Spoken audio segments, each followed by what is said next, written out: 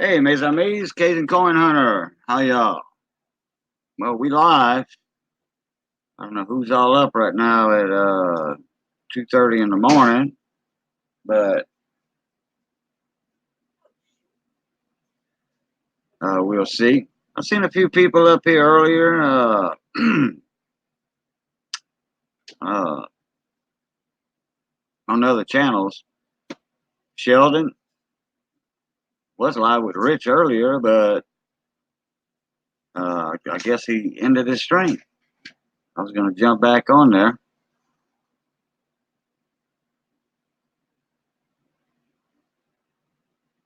So we'll see who pops in there. Hey, David Colorado. Dave's not here, man. What's up, David? And then I'm on my wife's laptop right now. I'm not on my phone. Hey, Vandalistica, how you doing, bud? It's all good over here. The hurricane's staying out in the Atlantic. It didn't cross Florida and come in the Gulf of Mexico yet. I think it's going to stay out in the Atlantic. Hopefully, for all them Florida folks out there. Man, that's not good news. That's not good news for sure. Well, I need to get these glasses kind of straightened out.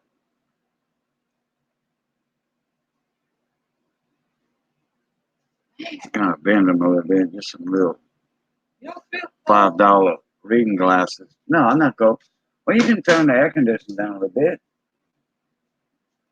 What's up, Anthony Murphy? How you doing? Hey, Vinny Cross. Because my battery's dead on my phone.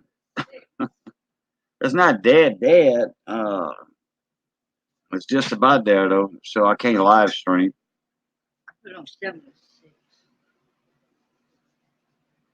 Uh, Vandalistic. I thought you was around Florida somewhere.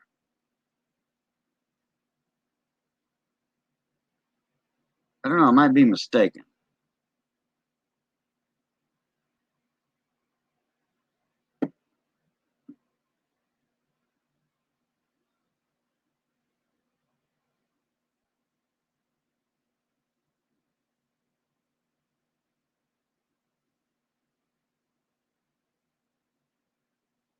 Anyway, I'm trying to see something here and I don't see it.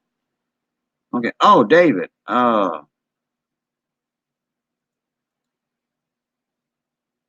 you go, bud.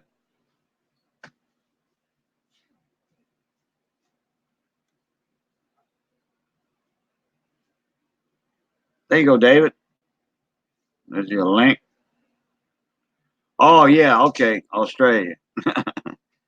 Close. Yeah. Florida is way south. Yeah, Australia is a little bit more further south. Yeah, because I see Vandalistica on Richo's stream, if I'm not mistaken. Richo's Hunting Treasure.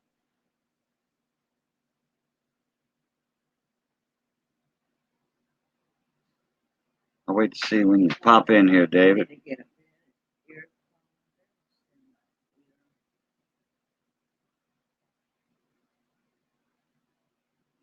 Everything backwards on this, too. Everything is backwards. The camera.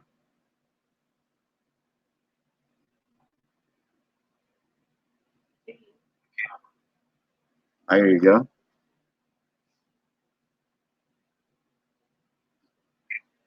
Missy's watching on her notepad. I hope that audio doesn't interfere with this. It might echo. Yeah, it's gonna echo. Okay. Can you hear it?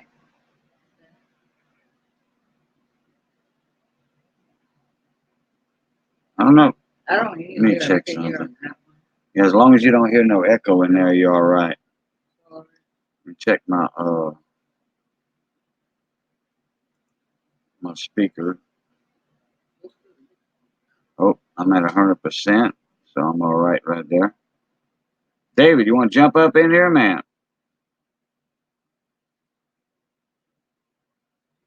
Why don't you do your white lot? Let me see about my camera.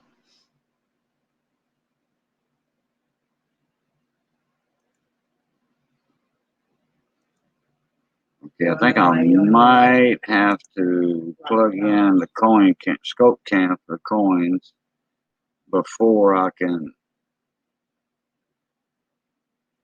switch cameras, but I'm not going to do that right now. It's the first time we go live on the laptop, so. Why don't you do your white laptop? Already answered that question.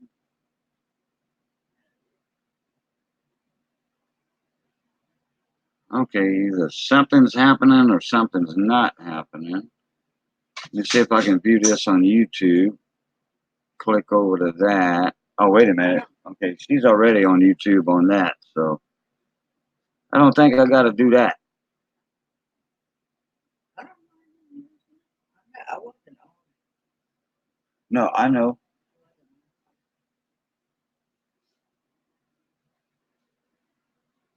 Let's see who else we got in here. Let me get the chat.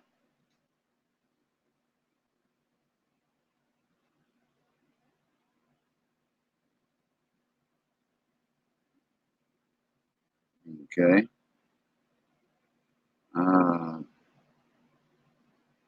I can't see how many are in here.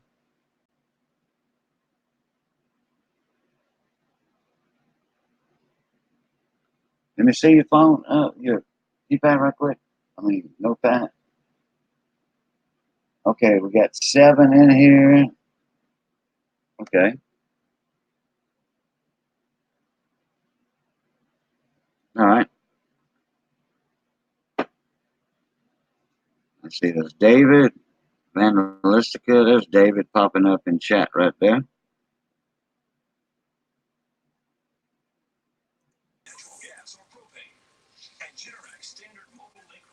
Hey, can you hear me now?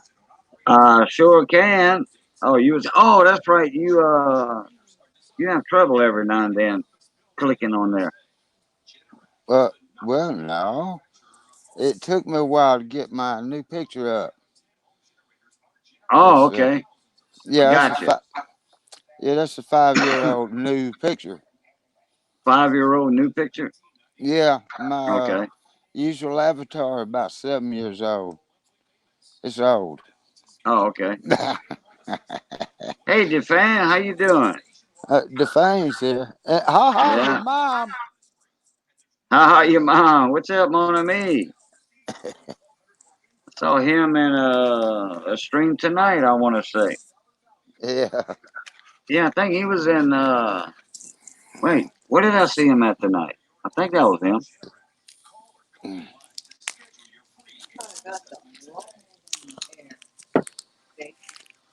Yeah, you see your mom a lot of places. Oh yeah, I You know sure why? do. Because you are a lot of places where you can see him. Right. That's right. I was in Dime Digger and Cajun wasn't. That's right. Now, when I was in Dime Digger, I couldn't I say hey said to they could everybody, or hear you I when you couldn't talk. type. Yeah, no, actually, I wasn't on Don Digger's stream. No, but I was. I missed it. Yeah, I was already in a stream. Uh, and I was modding also. Yeah, you didn't you win, David? Well, I won one of them. So did. It was a uh, Rob Fine's Treasures 1.7 ounce pour. I forget what number it was. Um, I, I just can't for the life of me think which number it was, but I remember it being 1.7 ounce. Oh yeah, you can remember that easy for sure. Yeah. I remember Rob pouring his first pours. I watched him do, I don't know, first couple of dozen or 3 dozen. Right? Yeah, I remember Rob doing some pours.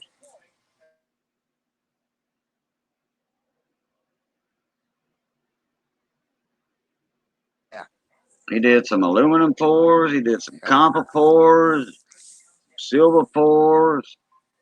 Also, he had trouble with his furnace one time. Didn't want to get hot. Hey Uh, boy,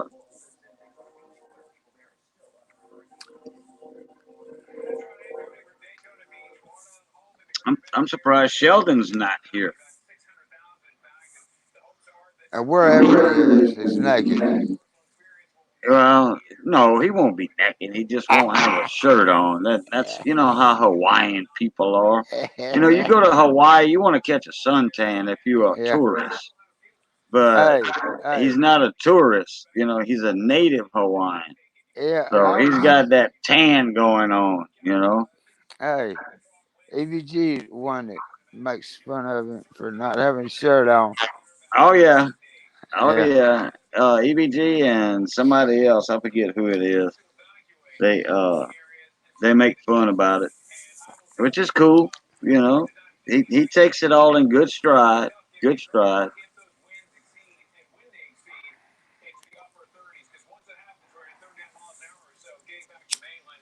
Sheldon did a couple of videos earlier. He's starting to get his videos up. Well, I ain't seen. He's starting to get more content. Put it that way. Yeah, I haven't. Am I too loud? No, not at all. Why? Okay. Uh, yeah, I haven't seen a lot of videos the last couple of days. Yeah, he Me put two getting. up earlier, about 2 hours ago, something like that. He did a mail call. He got some stickers from Lake House Beach and some magnets. Then he ordered something, Dansco, a little Dansco album, typeset album. And then my Cajun's Wheel of Silver is Benjamin Franklin and Mercury Don that he won on my wheel. And then Joe Durbin got in on the wheel. Uh, he donated for 3 different wheels, 2 spots on the next one. Hey, Bob boys. How you doing? Hey, appreciate you coming in and dropping the like, man. Oh, bye, Thank you boys. very much. He donated 2 spots for the round 7, 2 spots for round 8, and a spot for round 9. He kind of spread it around, or something like that.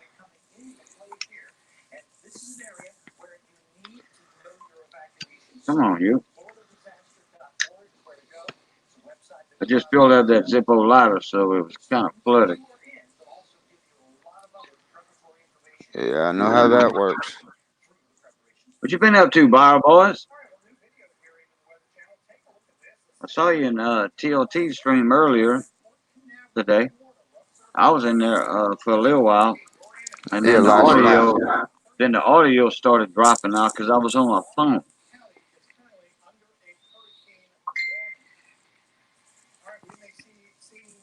When there's more than when there's more than like 4 in a panel, my audio just goes down. Everybody starts breaking up and going robot. So then I'll just drop out the panel and uh, make room for somebody else. Hey, there's John. Buddy, How you doing, good John? morning.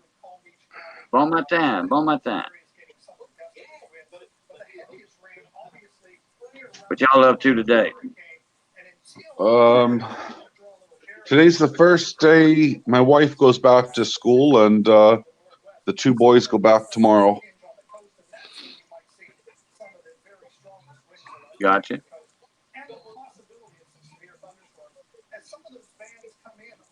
What that y'all had some time off from school, or oh wait, no, that was just summer vacation or something. It was indeed, yeah. Okay. Yeah, school's going to start up. Some of it started last week, and then the rest are going to kick off tomorrow. Well, Y- today. Actually, Yeah, it's the third today. So, yeah, today, yeah. well, I'll be dog. Look who's here. What's up, Hey, Red? what's going on, Oh, oh, Oh, not a whole lot. Well, Mr. hey, Red. either you're up late or you just waking up. No, I haven't even got to bed yet. I'm cleaning up some pieces. Oh, bless you, buddy. How are you, John? I'm all right, Red. How about you, buddy? I'm doing all right. Just busy pouring, you know. Yeah. Well, I'm kind of banned from doing that right now. Oh, why is that? Well, I'm just waiting the surgery. Well, check this out, John. Get my earphones. Hold on. Oh, that is sweet. That is sweet. It's, And you even see the ass on it. oh, man. That's the new tube. I love it. It's a boost. Canadian. Yeah. And it says Canada above it. Yeah, it was a beer bottle opener. I could tell. Yeah, Oh, wow, that's cool, Red. yeah. Me and Tim, we did our first Redneck Metals live stream today.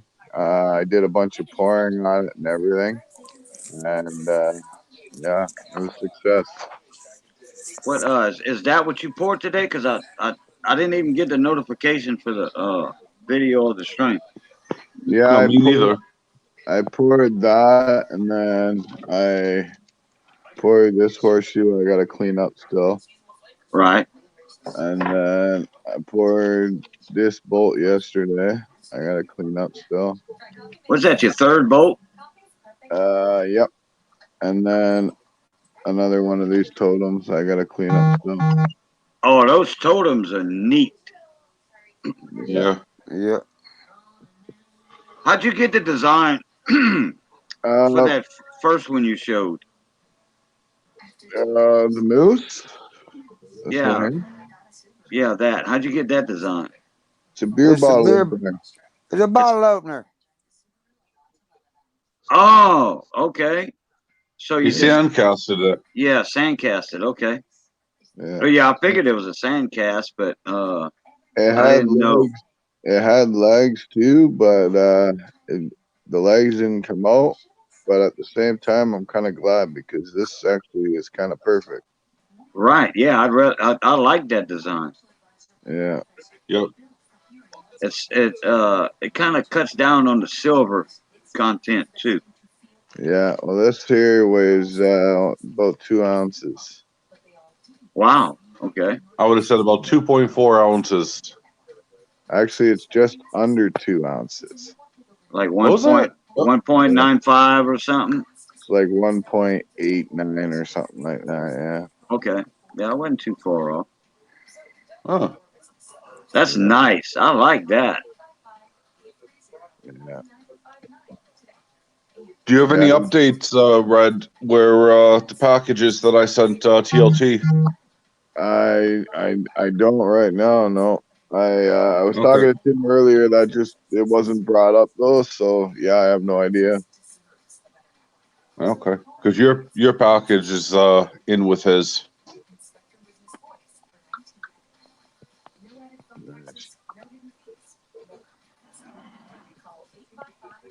Did you get that? Yeah. I heard you. Sorry, I was just texting the old lady back. Yeah. No, it's okay. Yeah. Tim told me you sent him a tracking number and that. Yep. I insured it as well because trust me. Right. I know he said I think he said he should have it probably this week coming, but I'm not sure now because of the holiday, right? Oh, I don't know. It's the way I posted it, it should be fairly quick. So Yeah. Right. I'll look at my tracking and see what it says later. Yeah, no worries. I'm sure it'll get there though. Anyhow. Hey, Red. Oh, me too. Didn't I see you at another stream earlier? Me? Yeah. Yeah, TLTs. Well, yeah, that one, but there was another one after that. Or was it before that? No, it was before that.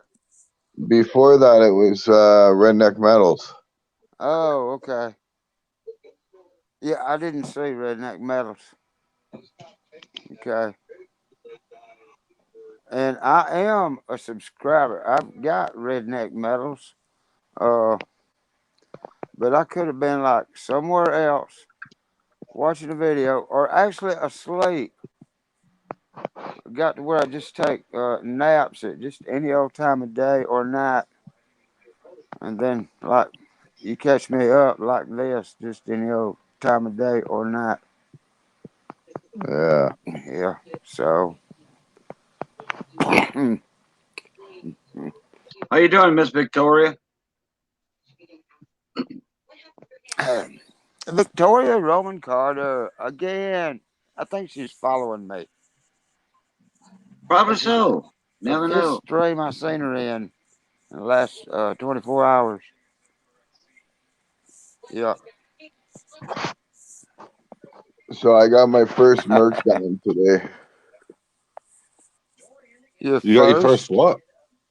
Mercury dime today. From Michael. I just started doing the Mercury dime collection. You got it from Michael. Cool. Got it from Michael, right? No. I got this one actually from my LCS. I was in there and they had one. Oh, okay. Yeah, it's You just still do you still want me to look for those dimes for you at my store, coin store over here? oh yeah, man. Yeah, because I want to try and fill the book. Okay, because I talked to him the other day. I was buying a few things, and Right. I told him about you being in Canada and stuff, and he said, "Yeah." He says, "I got more, no problem. I got a few more." Yeah, I want to So, try. I want to try and fill the books. So right, that's my goal. because I have uh got dog who it is Jeff. He's gonna send me some uh for my wheel, my silver wheel. Yeah. But I'm, that's his donation to me. So those I won't be able to send to you because that's his donation for the wheel. Yeah. But No. I will go to the store and look through it for you. Right. Right. That'd be cool, man. And I think I'm going Thursday again. He's only there Wednesday and Thursday. Everybody else is there. The other workers are there, but he's Right. only there Wednesday and Thursday because Fridays he goes to the camp. Yeah. And then uh, and Monday they close. Right. Certain businesses close down here on Mondays, Uh, like barbershops. Certain restaurants they close on Mondays. But, right. Guys, that I way, need to pop off, but I'll catch you later. All right. you go. See you later, John. You leaving, John? Yeah, I got to go quick, so I'll see you in a little bit. Hey, Oh, John. okay. All right. Yeah, come on back. All right, I will. Bye. See ya. Yeah. Redneck was muted. Yeah, I was. I was just talking away for a minute. Just got home from Yeah. work. You see me mute myself sometimes. It's because I'm coughing. Y'all don't want to hear all that. Yeah. Hey, are y'all hearing So, those? Are y'all hearing those notifications that are popping up? no, not Not really. hearing them. Okay.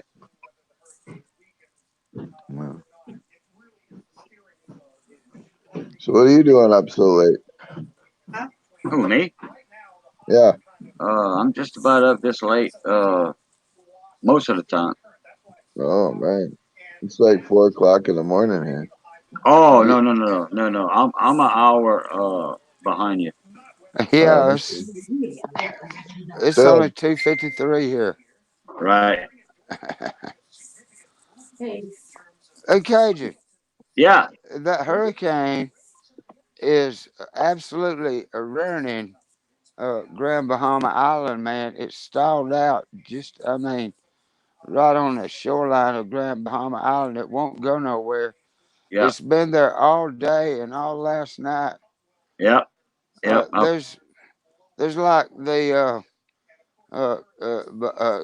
Grand Bahama Island. They got the airport at Freeport, and I've landed there before when wife and I went to vacation in Bahamas, and that thing's like 6 foot under, no, 5 feet underwater.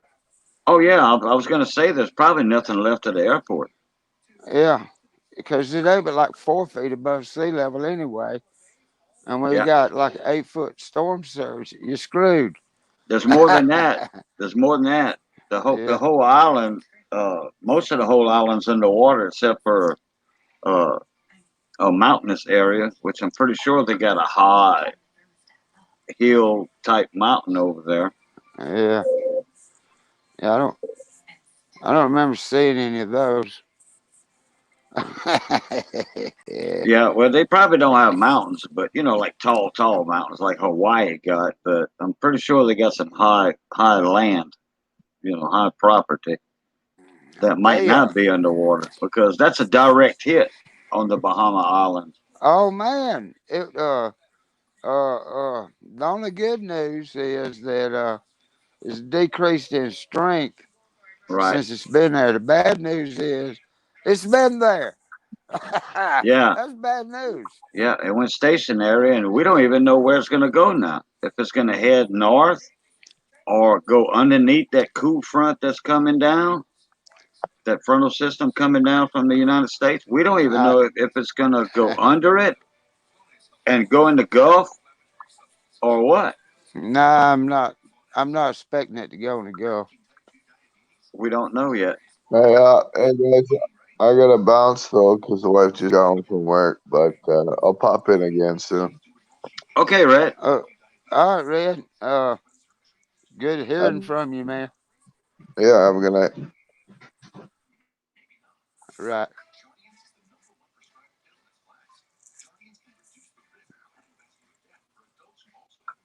All right, Miss Victoria. Have a good Oh night. my goodness. Victoria Roman card is leaving. Bye. Uh-huh. Yeah.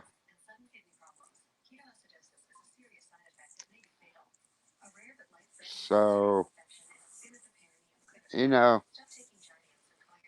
I Yeah. appreciate everybody having all these auctions and crap at the end of last month. Yeah. Yeah. Yeah. I mean, I pretty much blow what little bit I get, at the beginning of the month, like the first 2 weeks, Right. you know. And I mean, I got a limited budget. Right. Hey, And my Lazy con Lawrence. How you doing, bud? oh no, Lazy Lawrence, Yeah, he's here. he's locked our live stream. Yeah. Thank you, bud. L- Lucky Lazy Lawrence is here. Yep. I Lucky hope Lazy. I hope Lazy Lawrence lingers. You hope he lingers. Come up with words that start with an L. Yeah. And use Lazy Lawrence in the sentence. Yeah, I hope Lazy Lawrence lingers longer. Yeah. Well, they don't need that storm to hover over the stay over the Bahamas anymore because the Bahamas were hit hard before the eye hit. Then the eye hit over some Yeah. of the islands. The eye is right over Grand Bahama right now by Freeport, and Yeah. that's not a good thing. I mean, that Uh-uh. place is. Could you imagine with 150 or even 110-mile-an-hour winds for 20 hours? You can't do nothing. I mean, you can't even take your dog out to go do his business. Well, some of them houses got tore up, man. Oh, I would imagine. I would imagine that Yeah. uh, there's going to be the government, their government, what have you, is going to just uh, it's going to be a disaster area. Put it that way. A Oh, it's a huge disaster disaster area. area. They Huge. can't get no. They can't get no help in there because the storms got everything blocked. Oh yeah, yeah, yeah. They ain't gonna have anything come in for I'm looking at it right until it now. leaves. That's still wobbling right there. Oh yeah. The majority of the eye is a little bit north of Grand Bahama Island. See, I got the Oh Weather Channel on. I got it on in the background. You probably can hear it, but I'm gonna turn it down a little bit. no, I could But barely hear something in the background. Barely. yeah, Uh, yeah, we're good. Then it's starting to turn north. well, wait, you cannot make that conclusion from that It little might bit of observation. It ain't moved much. right. It might be a Casey. little wobbling then. Yeah, The eye I'm wall wobbling. The eye I'm wobbling. telling you, that's what it was. A little wobble. Yeah, a Yeah, little wobble. A little wobble bobble. they're still reporting it stalled. Yeah. Oh, okay. With that storm, even though the eye and all the storms over the Grand Bahama Island, the big island, it still got all them feeder bands. Uh huh. Uh, you know, uh, uh, gathering energy from that warm water they have over there. In the Bahamas, Yeah. good thing it's not right there at this time of the year. Good thing they right outside the Gulf Stream where the warmer water is. Because if that storm would just linger over the Gulf Stream, actually the Bahamas are kind of in the Gulf Stream, right on the edge of it. They are. Yeah. Yeah, yeah, because that Gulf Stream is around 100 something miles wide, and the Bahamas, like Freeport, is not but from Jupiter, Florida. Buddy of mine lives in Jupiter. Uh, I think it's like a hour and something boat ride for them. Just cruising on his yacht. Just, I mean, and not no 50-mile-an-hour cruising neither.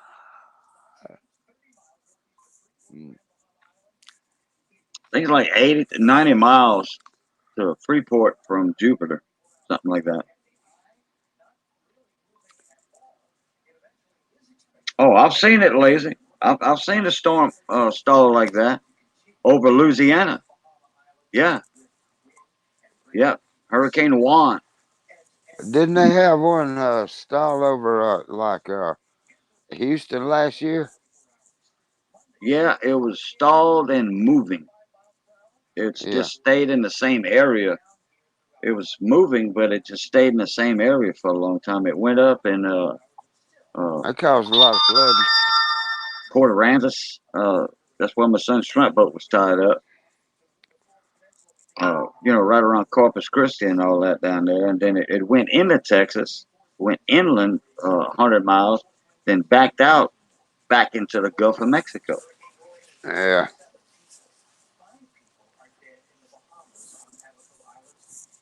And then I think it was about 1980, 80 something. Hurricane Juan lingered over Louisiana for 6 or 7 days, right off of the coast. Man, that was a rainmaker right there. It wasn't a bad hurricane, because it weakened. But I mean, there was a lot of flooded areas in Louisiana, South Louisiana for sure. Well, Dorian is now, downgraded to, they call it a power if it's well. Here's exactly what they're saying. Dorian installs as powerful uh, category 3. So it ain't even a Cat 4 no more. It was a Cat 5. And Yep. With 185 mile an hour winds, gusts reported up to 215 miles an hour. yeah, Yeah. that's a tree breaking wind right there. Uh, yeah. Yeah, I would say so. I would say so. They'll just pull up the tree and make it fly into the Atlantic Ocean somewhere. You know what? I was surprised to see, and the cab driver told us about it when we went by it. Uh, yeah, they grow pine trees for paper timber there. Just like a lot of Alabama's in paper timber pine trees, you know. And this ain't they ain't been growing pine trees in the Bahamas that long, you know. It's just like I don't know, 30 years or so. This old cab driver told me. And it's a pretty new thing, but they like it because they make money. They used to have to import all their paper, you know. Oh, okay. So Well, uh, speaking of trees, I know the palm tree business is gonna skyrocket, so they can replace all of them in the Bahamas.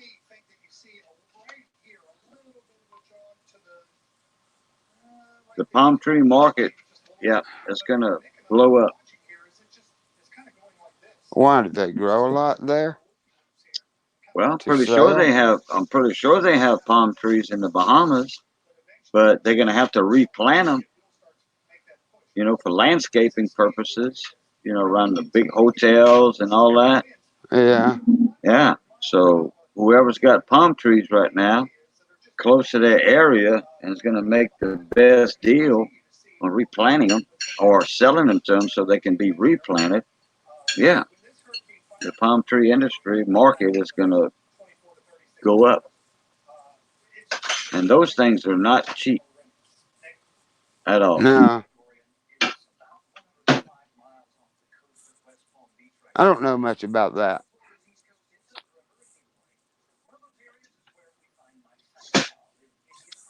Well, they have people down here in South Louisiana that have palm trees in their yard,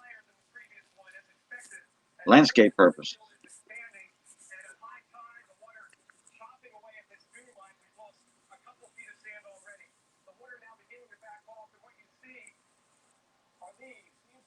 So what you got going on, Anthony? He, yeah, I was just checking on him myself. He said when he got 50 videos, he was going to post his. 50 supporters. He was going to post his videos. I think it'd be a good idea to go ahead and get at least one of them posted now. Yeah, yeah. That'll let people know you have content on your channel. Yeah, it won't hurt. I forget how many subscribers I had when I put my first video up. Wasn't that many. Then when I put my first video up, BC Coins was the first one to comment on it. Oh yeah. Yeah, BC Coins was the first one to comment on my first video. Well, I have Anthony Murphy's bell rung here, but uh, Got a lot of stuff to do. I can't tell much about him. He ain't got his Hey, subscriptions changed to public yet. Oh, you need to do that, Anthony. Oh, Yeah, you can get a lot more supporters and a lot quicker if you do that, right, Anthony. right. Because a lot of giveaways, if you enter their giveaway, and if they don't see that you subscribe to them, uh, you won't be qualified. Yeah. Well. Okay, Okay. you go into Tell him. You go into you click on your avatar if you're on a computer while you're in YouTube, and then you go to settings. That gear wheel, that cog wheel gear, you go to that, and then follow the instructions.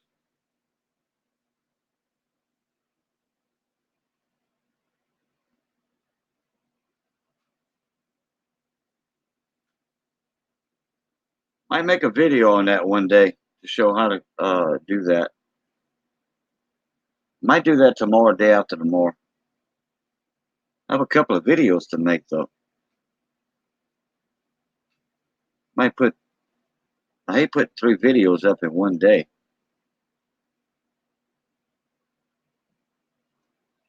Let me see here.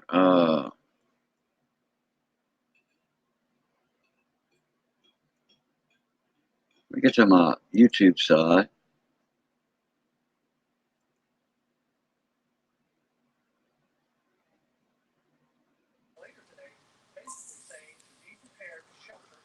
Troy Ounce.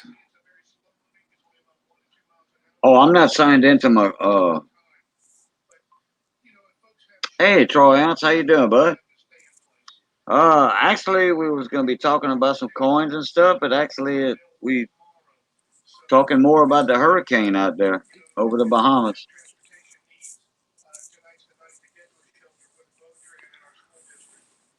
Anyway, Anthony, you can go to click on your avatar, and then and hit that gear wheel for settings, and then you can get into your channel part of it, and they'll say private or public to show subscriptions and liked video.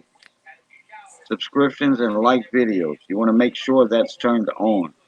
Well, your subscriptions anyway. Right.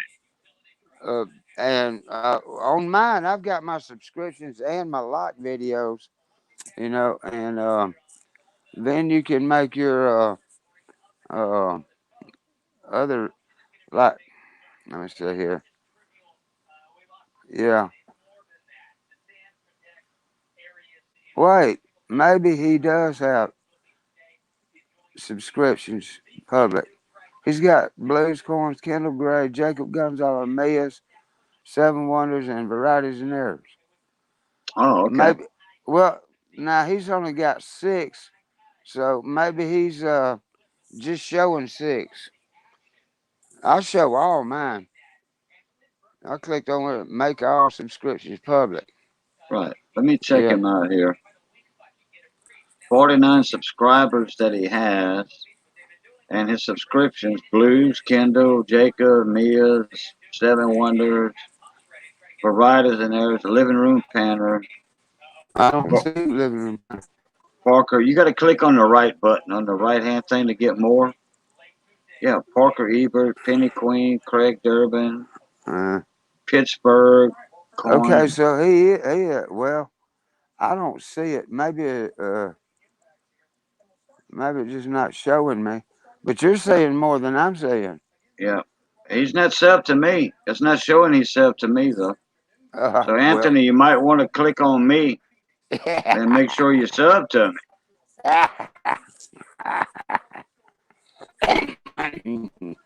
yeah. There's Sheldon. Sheldon's here. Aloha. Let me get back. Aloha, Sheldon. Mon ami. I saw them videos you put up earlier. Good job, man.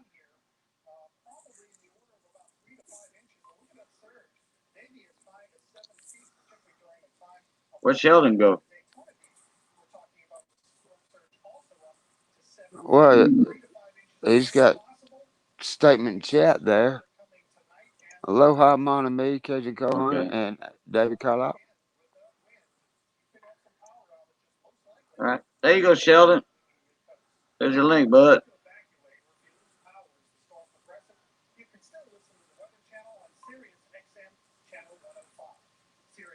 Yeah, if Shelton gets better at it, he can teach me. Yeah, I don't know much about it.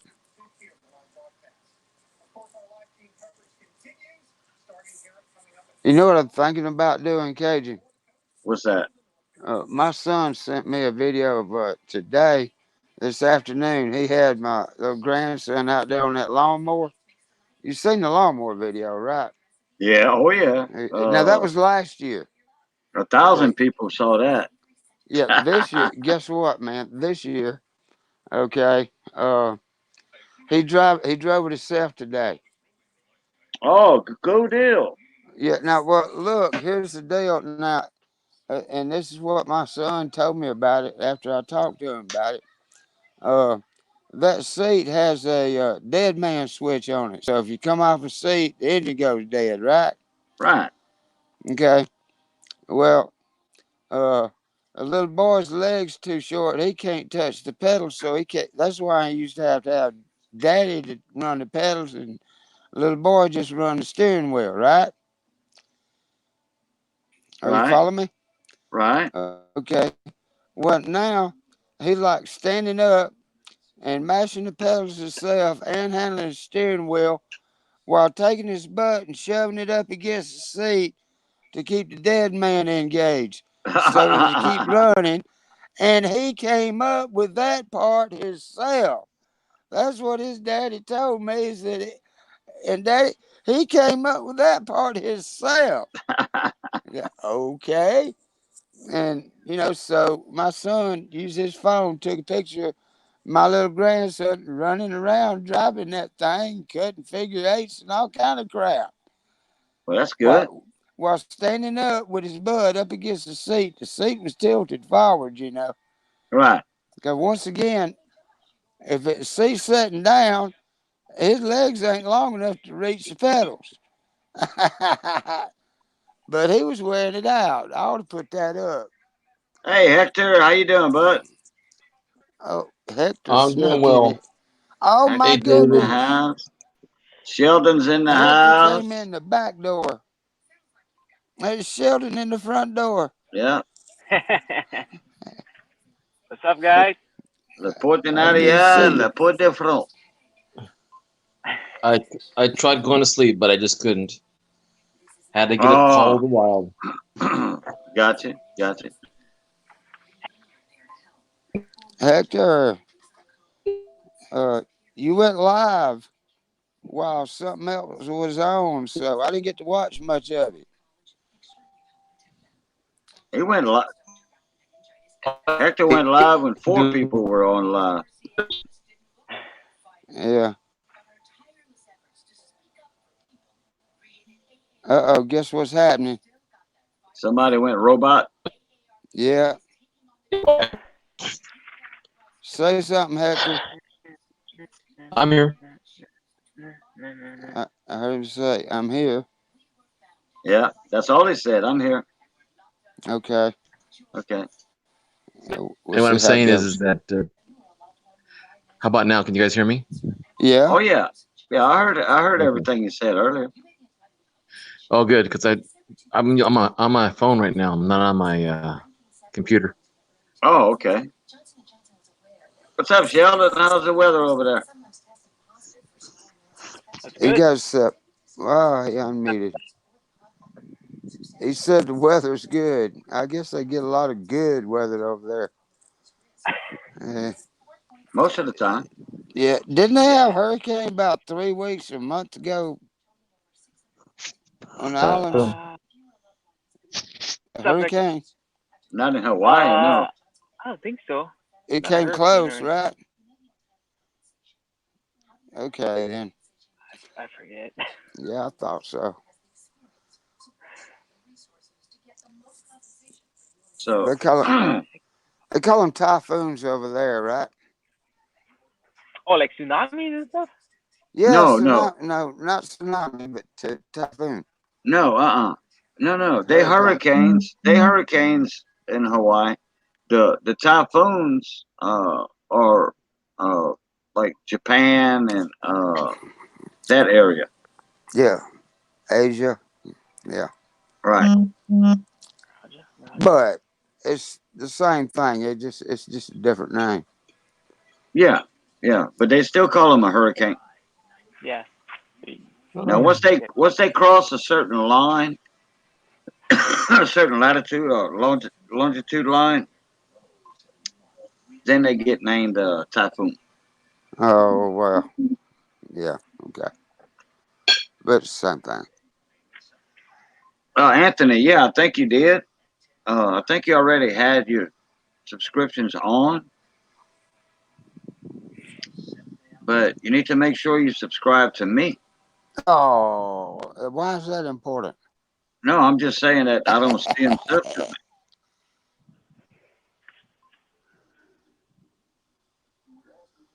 He may not be. He gets the notifications, so he should be subscribed. You would think, huh?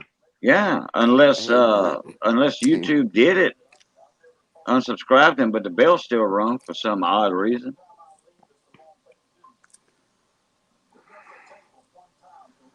yeah, he said he should already be, KJ. I am surprised that I don't see What? Richard here. Open that CD.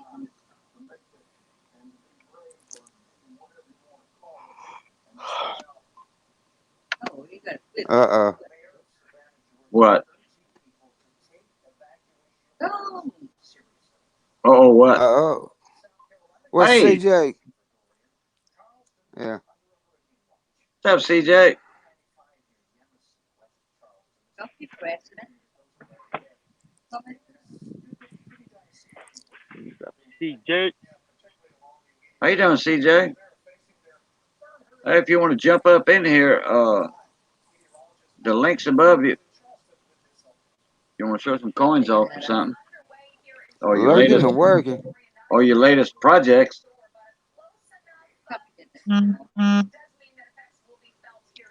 I'll be I on took about another 30 minutes. I'm gonna get some food in me and gotta do a few things tomorrow. I took a late nap also. Gotta go to the post office, mail out some envelopes.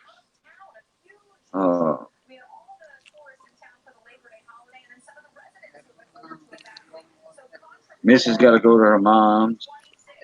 We got to go grocery shopping tomorrow. Yeah, I gotta go to the post office too tomorrow. Couple of things I gotta I'm finish going to the out. bank. Well, I'm going to work tomorrow in the bank. There's CJ. How you What's doing, up, Mona guys? Mate? Hey, how's it going? It's all good. Hey, CJ.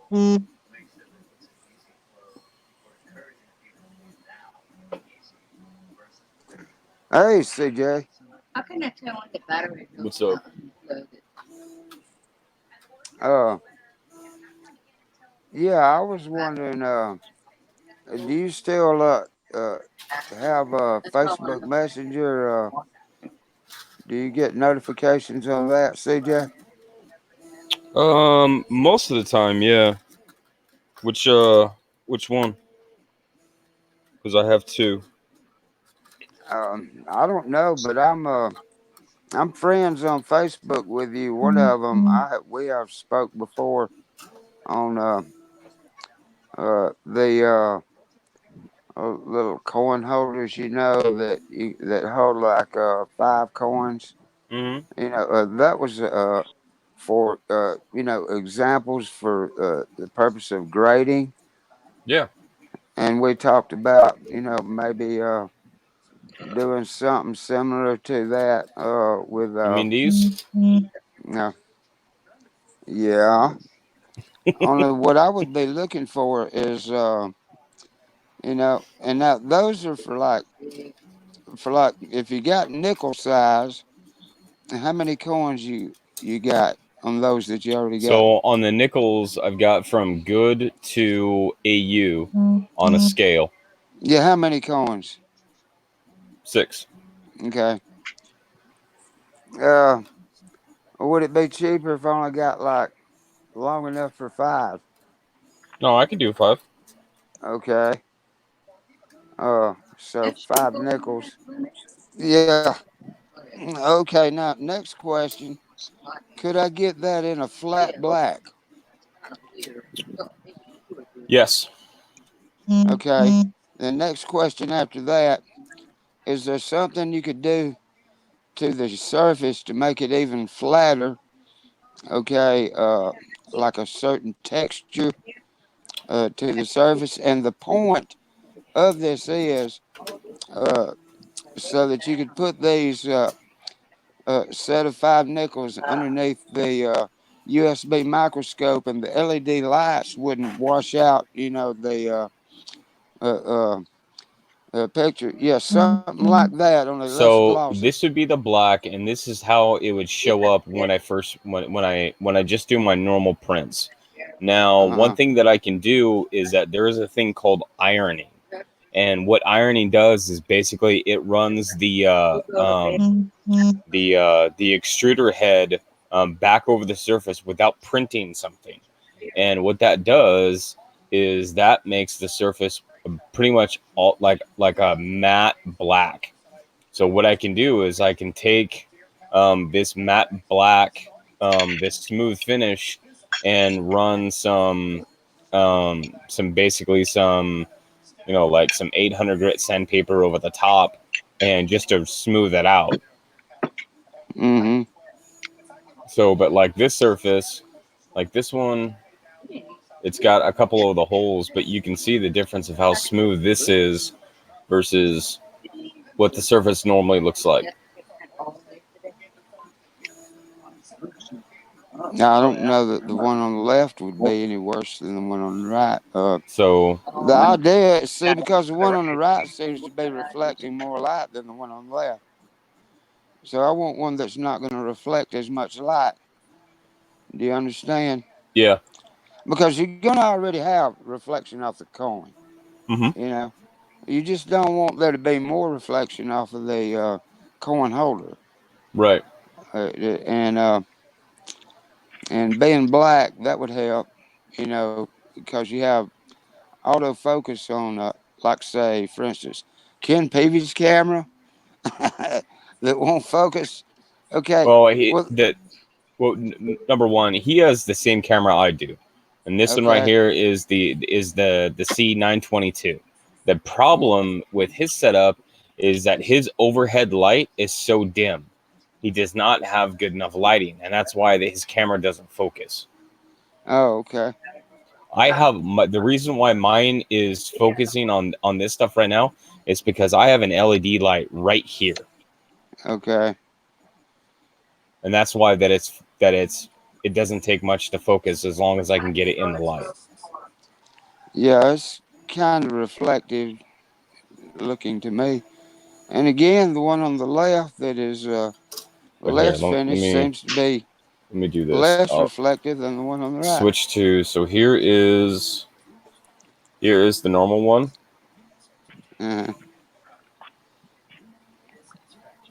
That's the edge of it, and then here's the ironed.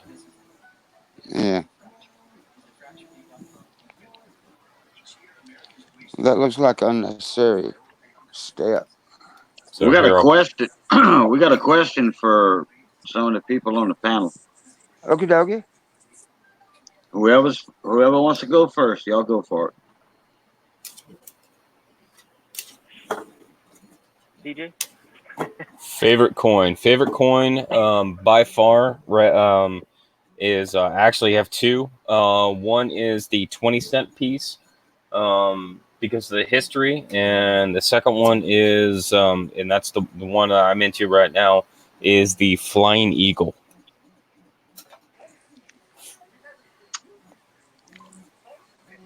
Mm.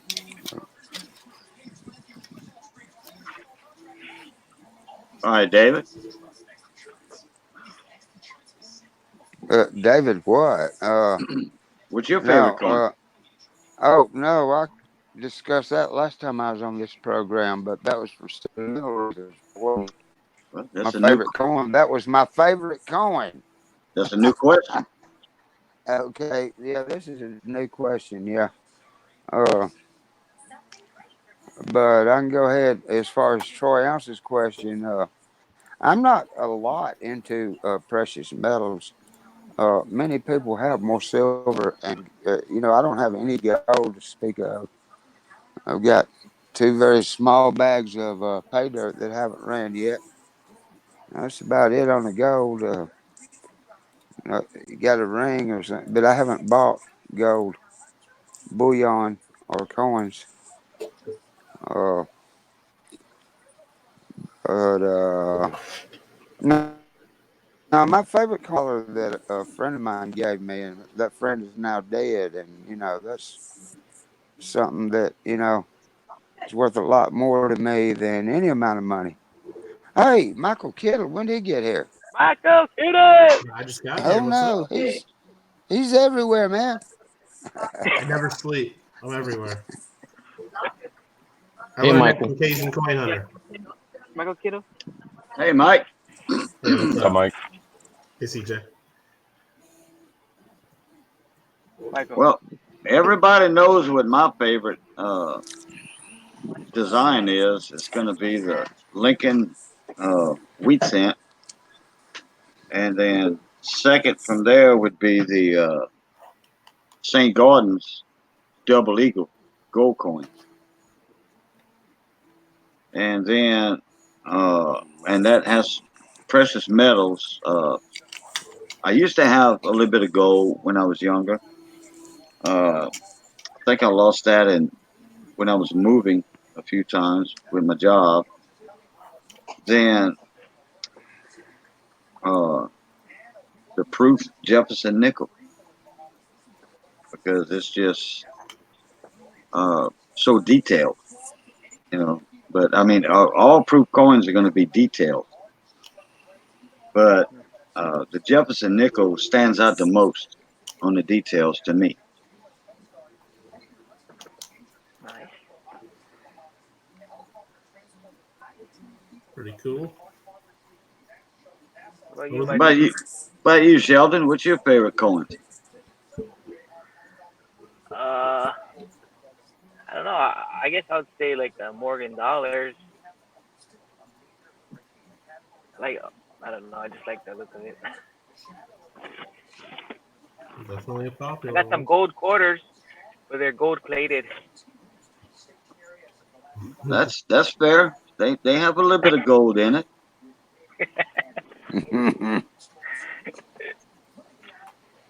All right, Michael, what about you? Yeah, someone asked in Rich's stream earlier, my favorite of all time probably is the 1848 California counter stamp quarter eagle. That's just a real cool one. Just got a lot of history to it, and it's actually made of the first gold delivery from California from the gold rush, which is awesome. But other than that, I just love Lincoln cents, and in particular the steel cents. I mean, I got one right here because I was just going through my box of stuff. Especially when they look like this and got a nice proof-like look to them. It's real cool. That's the one shame I think is like they didn't do a proof set that had the proof steel cent. So they have some Right. pretty close though that have the look of it. I wonder. I wonder what was the reason they didn't make any proofs on the Middle steel World War pennies. II. I mean, they just don't. Maybe the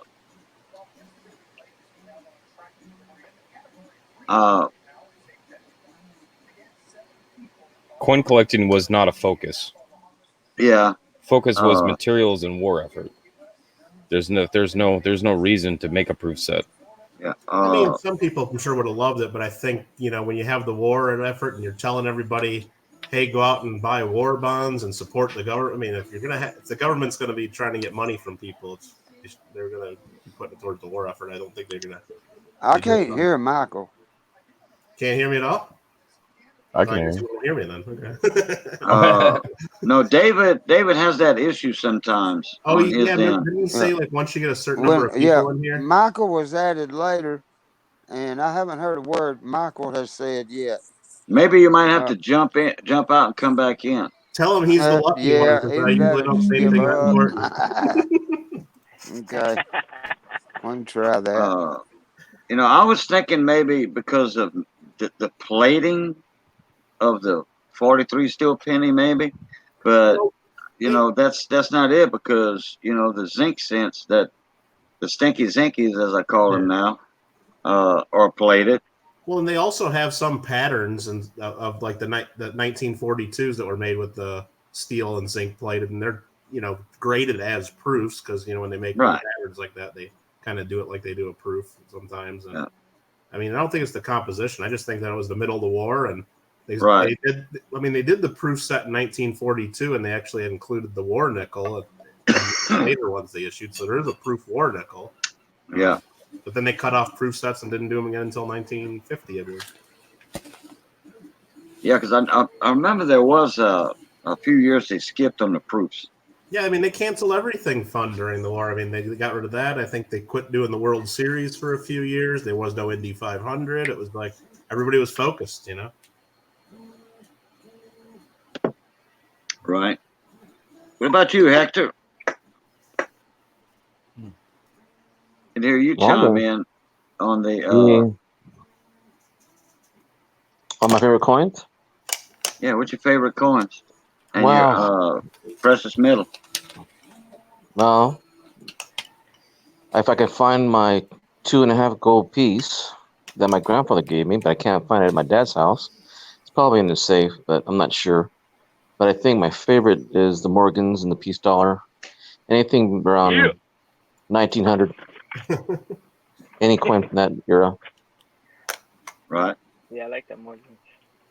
Oh yeah, Morgans are very nice design. I like them.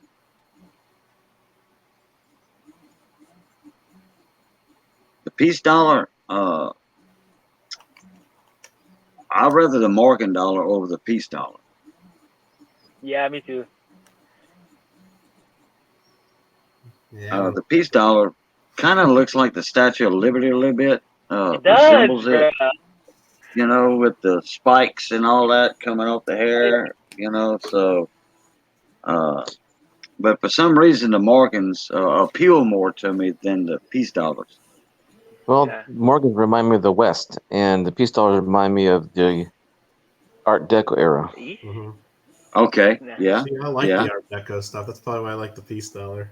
Yeah. Okay, yeah, that makes sense. I just remember growing up in Illinois, like I thought Morgan dollars were cool because I just didn't see them very often. But once I moved to California and started going to coin shows, I mean, there's just dealers with cases and cases full of them. That's all they have, and they're just everywhere here in the West. And it's almost like it's just too much, and it overloads, and it's like I don't even want to collect them anymore just because they're everywhere. So I like the peace dollars. And the peace dollars because of the Art Deco, the modern art, the lines, just the architecture around that era and that time. Well, I like the look of them too. I mean, I like the matte-proof Lincoln sense, and I like the texture, how they're just not all as flashy like as a lot of the Morgan. I mean, don't get me wrong, I like a nice deep mirror-proof like Morgan dollar too, but just the way like a nice high-grade peace dollar looks and it kind of almost sparkles, or especially the high-relief one. I love it. Hey. Did you guys know that you guys can see the chat? Yeah, I'm back. In the on the bottom of the StreamYard chat, and then on the right it says live comments. You can actually see the chat sometimes on YouTube. Yeah, see, I saw that too. I never even clicked on that. I never saw that. That's cool. I didn't even know that, bro. I just saw David's message. Oh, that's right. I just saw the live comments, and I was like, "What? I thought you couldn't." No, you're talking about the private chat. But right next to Hector it, said, live comments. Live comments. And that comes from it says live comments. Cool. Yeah, I told that to Rich. I told that to Rich earlier, and he said it was there all the time, and I didn't see it before, even on my phone. Dave's not here, man. I think that I like the Morgans and other styles like that because there was a lot more artistic aspects to those, and like I feel, and this is clearly just my opinion, I feel like that as the coinage it progresses, it gets more and more plain. Yeah. Like in the Morgans and in the early coinage, you have a lot of artistic piece that, the edge that went into designing those coins, and whether it be the political aspect of it, or the red tape of it, or whatever, like that the coinage as it became into the modern of what we know just became kind of institutionalized. Like it's plain. I mean, it still has design, but it's plain. So, do you like the barber coinage then, or do you not like the barber? I do like their barber coinage. Obviously, it's harder to find in better condition, but Sure. The early barber series, the 2 cent pieces, the 3 cent nickels, the shield nickels. Like, there's so much more. Like, I don't know if it's just like just busier, and that's why I like that design, because there's a lot more going on with it than just a like a modern Lincoln cent. You got Lincoln, you got motto date, and Liberty, and then on the back is just the basic stuff. But I mean, I'm really drawn to that older coinage that just has more going on. Well, what you're saying, like about the barber coin, that's why it reminded me of that. Like, it's because I've always thought it had that real classic look, and I've always liked the barber coins. It reminds me of like even like some of the ancient design, just like how you got that, real just the way the face looks, and just Yeah. especially the obverse. I mean, the reverse has just got a nice cool eagle too, but it's just always like the barber coinage, and But I like guess like it goes along with the Morgan dollar too, because it's a similar kind of. I don't I also enjoy the seated series. I mean, because again, there's even though it's more of a plain or plainer design, there's still a lot of significance to each element that exists, in that design. I like the seated Liberty design, but the face is kind of, the head is missing a little bit, like on the standing Liberty quarter. Oh yeah, once you get And circulated examples, it wears out real quick. oh, and that, and you're talking about a such a small portion area, right? that Small portion of the coin. physically Correct. can't get a lot of detail in it, because Right. when you're striking these coins, you talk about die chips and stuff, dude. That's the first place that they're gonna show up, and then you're gonna get this puddle face that we got going on. Right. Right. And for me, the old coinage sounds and reminds me of the Greek philosophers, the Roman times, the materials of the body being beautiful, and the theme of women, liberty and all that. Just reminds me of the classics of the Greek and Latin, Roman, and the new coins remind me of the change into the modern. And I don't know, it just got to get a feeling of the Greeks, the classics, from the old coins. And I like that comfort, the old sage. It just seems like more comfortable those. It's a shame all our coins just have presidents on them now, huh? And they always Yeah. will, because it's all too political to get rid of them now. Well, yeah, and I I've probably should. I've seen articles, and I've listened to podcasts where they talk about the design of our quote unquote modern coinage, on how that the red tape and the specifications, like the coin designers are really, like, their hands are tied on what they can actually put. So they are stuck with these, institutionalized, these super modern, like, designs, because that's the only thing that will get passed, that will get accepted. I'm like, Oh yeah, when the commemorative programs come out, I mean, it's like the politicians try to write in there, or the committees trying to get the commemoratives approved that write the bills. I mean, they spell out all that. You're right; it ties the hands of the designer. But the design, they've changed how they do a lot of that too. It's like you just look at the back of the Lincoln Shield cent. I mean, there was outcry 100 some years ago with VDB's initials, but you look at the Lincoln cent. Not only do you have the designer's initials, the engraver of the design has to put their initials on there too, and they're as big as day, and it just ruins the design, in my opinion. Doing stuff like See, that. they had 12 to 15 different design proposals or finalists for the quote unquote Shield cent. And the one design that was actually selected by the commission was actually declined because it looked so similar to the 1920s, like the early German cent with the wheat stalks in the middle. And they declined that and went towards the Shield. I mean, if you go back and you look at the other designs, because they basically had a theme of it could have an eagle, it could have a shield, it could have wheat.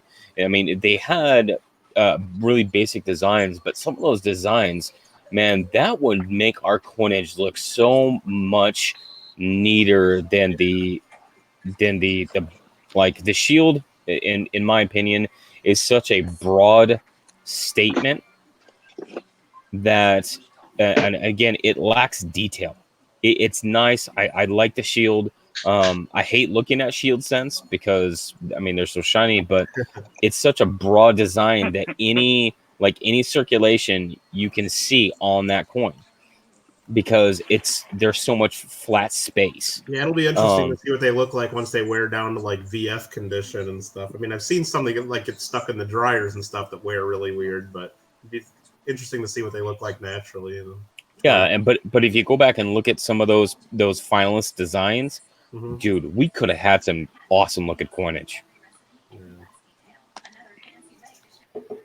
Another thing too that I noticed that you just mentioned, CJ, was the fact that if you looked at the Barber, if you looked at the Morgan, it was the more of the idea of the message that coin had in front, like liberty.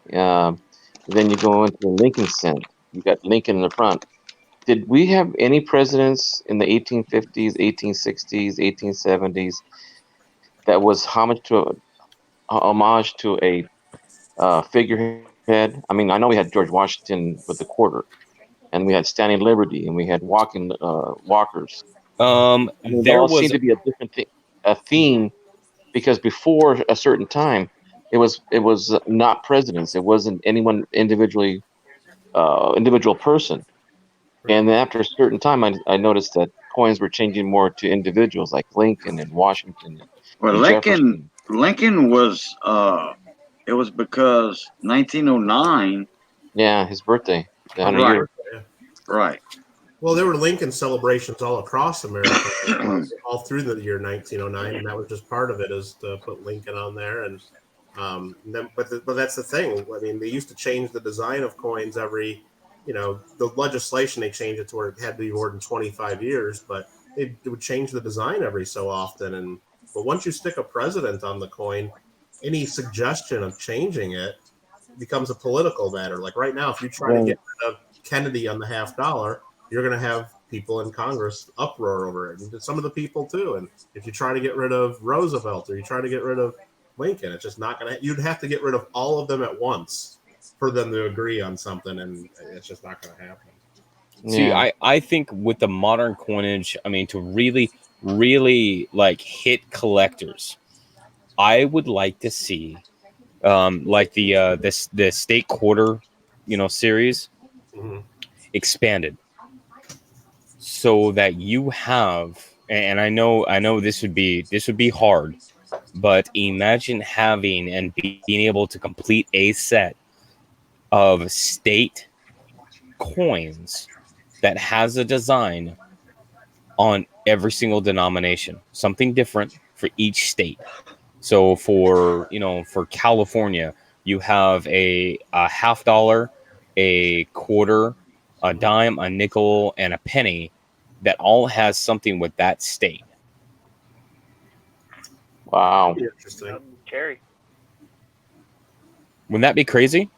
Like it Yeah, could. bro. I mean, for the same purpose that like the Washington quarters has the Washington. You keep that, but then on the other side you have something that's state related. Now The it could thing be is, though, you're going to it, run into the same problem you have with the state quarter program. There are some states that are just way better than others. I hate to say it, and that have way cooler stuff they can put on a coin. Some of the state quarters, I mean, these states had to like reach to even come up with designs. And you look at the national park quarters now, it's like some of these states are just nothing in that state worth putting on a quarter, and they're stretching. So if you have more coins to do, I mean, there's some states that just don't have the material, I think. So I mean, but I right, like but that you it doing doesn't like have to be more a place designs. though. You're right. You're right. It could be a person, you know what? it could be a significant piece of history, Right. like the Alamo or the Wright brothers, or a national park or a Yeah, I guess with the monument, parks or program kind of ties their hands because not every state has a national park, and it's like, right. and some of them it's just like how like what is it the just put some stupid stuff on the coins. It's like that's the best thing in your state, really. Well, but it's one of those things that like, that could be an amazing aspect of collecting coins, because now like instead of just collecting, oh, I got to do a birth year, it's like, no, I got to do a birthplace, like a birth state set. I gotta do mine, I gotta do my significant others, I have to do my So what would you kids. think? Just like each state just does like has 1 year to do all their designs, or would it be multiple and one? I mean, you're talking about a huge proof and mint set if it's all the coins. I don't know. I just that'd be wild. I like the idea, because that would be one thing that, as far as the designs that like for the state ones, it has to be approved by the state's governor, and that would be one of those things that like that this could be like a grassroots, beginnings of of really asking the American people and the residents in those states, what do you want to see on your coins that represent you? Yeah. Because Right. then you have the investment of the people into the coins that gives them the power that they have. Right. Take a poll. Well, see, I don't remember all the history of it, because I wasn't really as into coin collecting them. But I know some of the states and the state quarters did do their own design competitions, and I believe Mhm. even at least one or two of them actually did voting on those designs. And from what I remember, is it just didn't work, and it turned into a nightmare for those states. And then towards the end of the state quarters program, it's like that wasn't happening anymore. I don't know all the reasons why, but I just know that it was it didn't work out well for whatever reason. Right, but take into account 2000 Sacagawea. Okay. Yeah. We have kind of the birth of the internet, and when they reach out and poll people for design ideas, that was one of the first times that they had a huge public interest in something that went on to a coin, where they were getting 300,000 emails about what people wanted to see on a coin.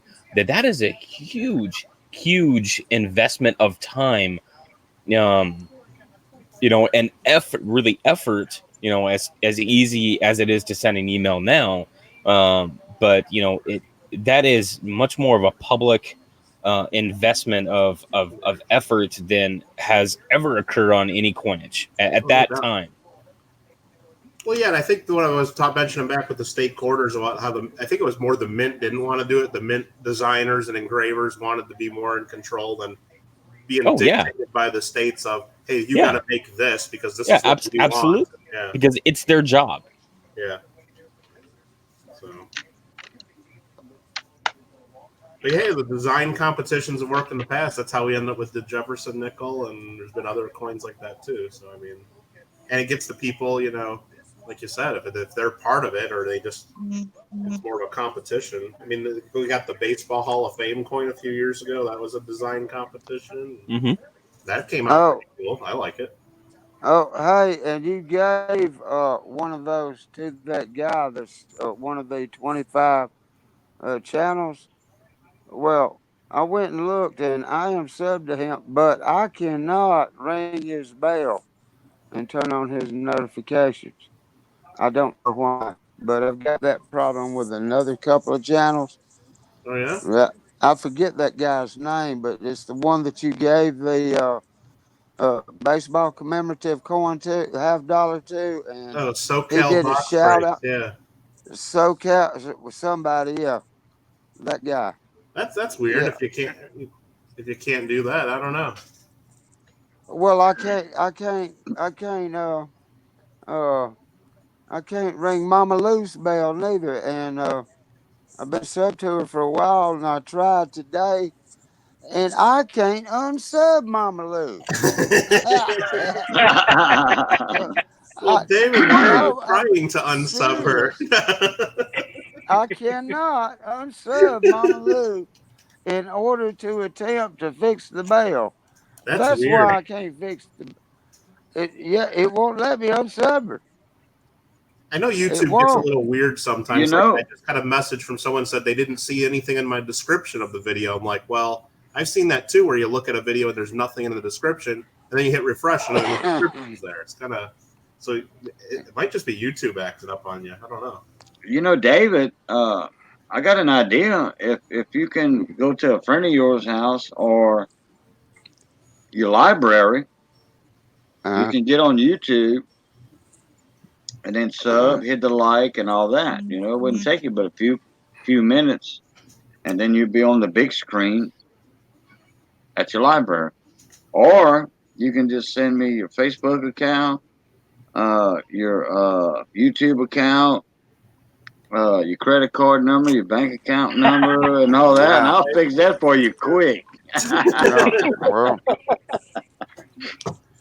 No, that's something like Ken Peavy would come around with. Is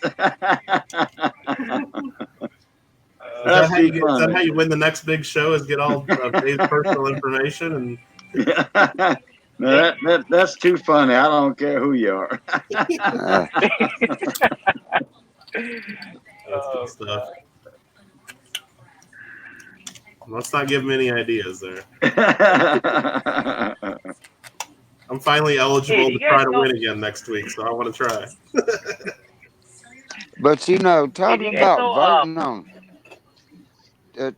voting on a design, I vote to bring the Standing Liberty Quarter Type 1 back.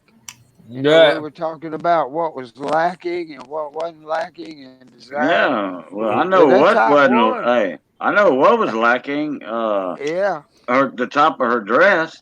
Yeah, you know, that was a what they call that? Janet Jackson coin.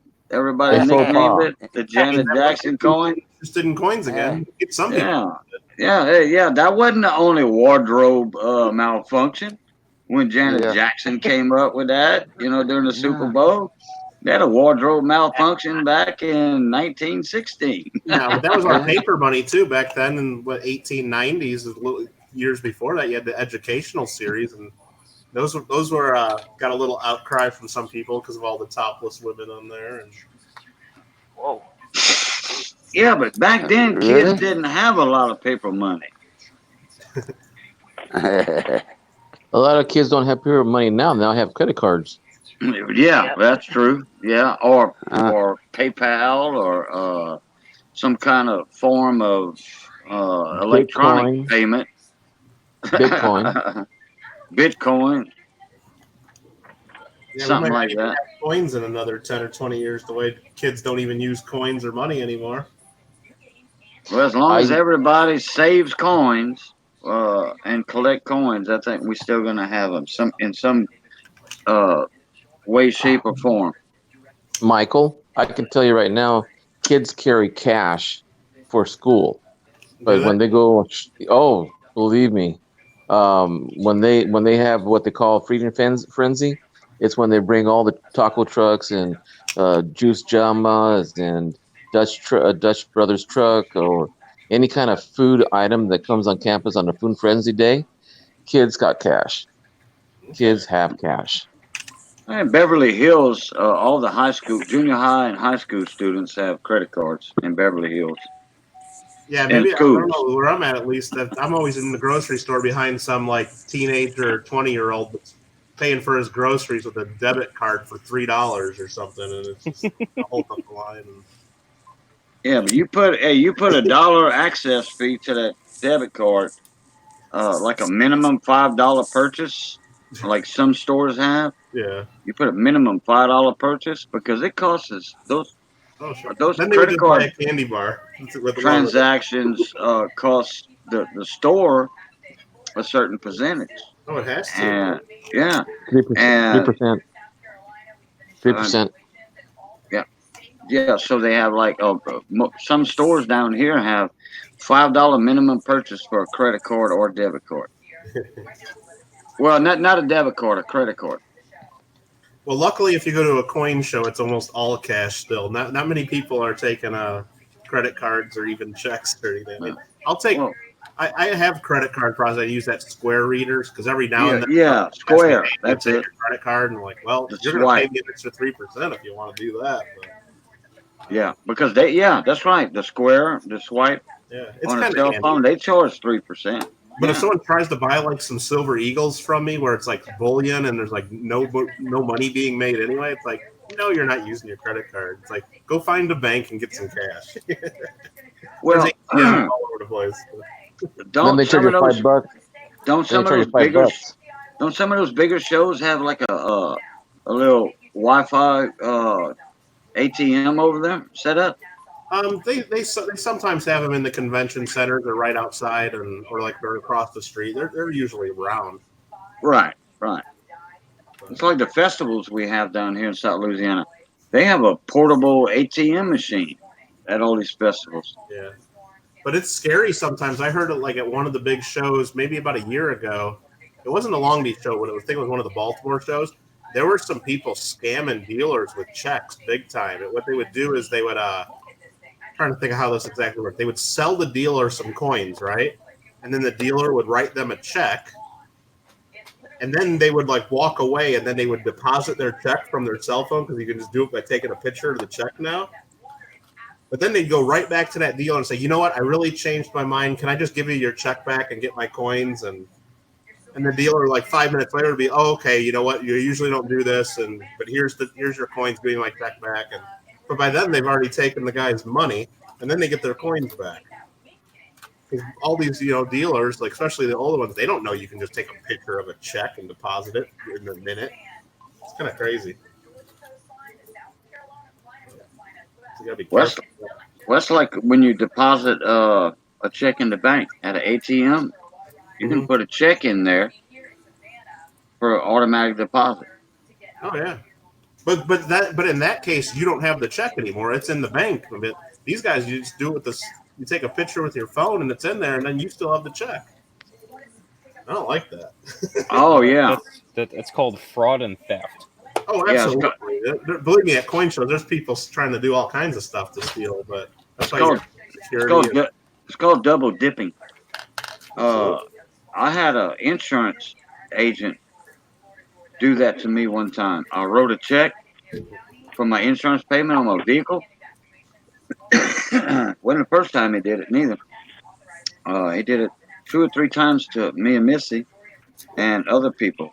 And what it was, you'd write him a check, he'd take the check and electronically cash it on his computer. Yeah. But he wouldn't write void on the check. He would put it in your file folder. In your folder, go in the file cabinet. Oh. And then he would cash it a year later.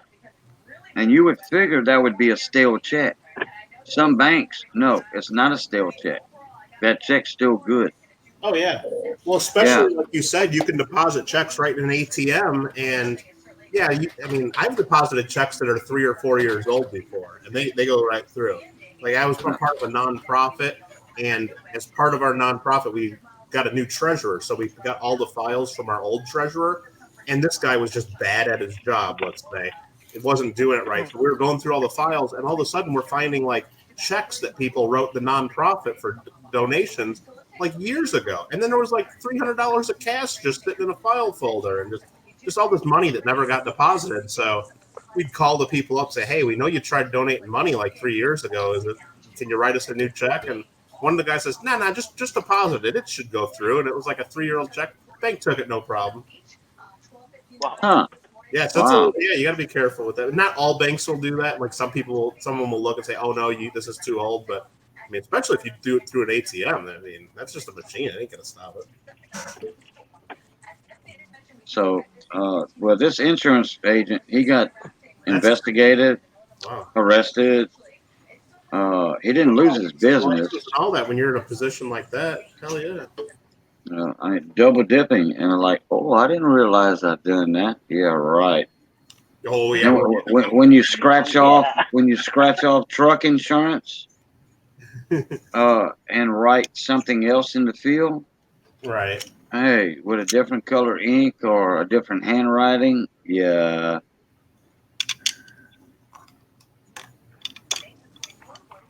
You guys Michael, tell me like peace dollars, and you can get a nice peace dollar with some rainbow toning, and look at that. That's awesome. Michael, so on large purposes, do you accept cash, or do you allow, like, say you pay for $5,000 for a coin, would you take a check, or just Cash is 100% preferred because I know obvious reasons. yeah, especially like when I'm handing someone a coin that I know what that's worth. But as far as checks go, I mean, when you're dealing with large amounts, it just sometimes has to happen that way. But believe me, I've seen like $100,000 deals go down at the show all in cash. oh jeez. And they're just like counting $100 bills all over the guy's table, and it's just like, holy shit, you know. But it's but yeah, I mean, I'll take checks from people I know, or Right. somebody like I'll say, hey, you know, do you have any dealers right around here that would give you a reference? And you know, I ask one dealer, oh yeah, this check's definitely good because they know he's got like $1 million collections. So you can usually find out pretty quick if someone's going to buy a high dollar coin with a check. That would be a security risk. That would be a huge security risk for people bringing that much money in to buy a coin. I mean, but if they're doing that, then they're either doing it coin that's $100,000 too, discreetly, or they have somebody with them that is protecting.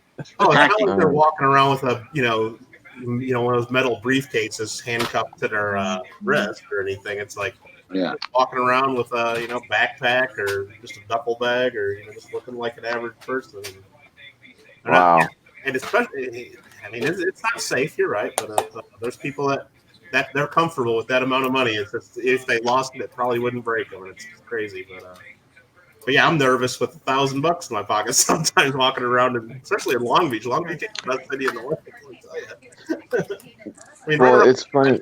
It's pretty safe, but you go a couple blocks away. It's funny you say certain areas carry credit cards. Like I think Cajun said, Beverly Hills the kids carry credit cards.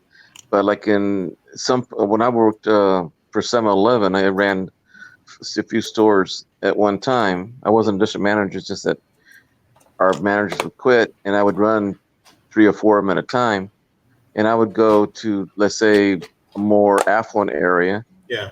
Hardly any cash. Hardly any cash at all.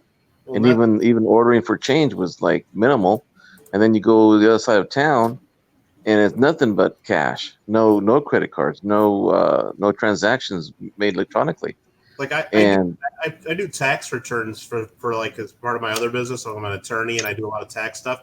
And I volunteer and like help out like one of my friends that has a tax business down in a area of town that's a little less affluent than where I'm at. And all my clients it's all checks or credit card. I go down there, it's all cash. Like you say, it's just different. I mean, a lot of the people don't have bank accounts, and so they can't do checks. And so, well, I can tell you, working in grocery stores back in those days, I had a lot of farm workers would come to the store, right? And they can't open a bank account because they're not legal residents or because they don't speak the language. And back in the 70s, these guys would cash and carry everything.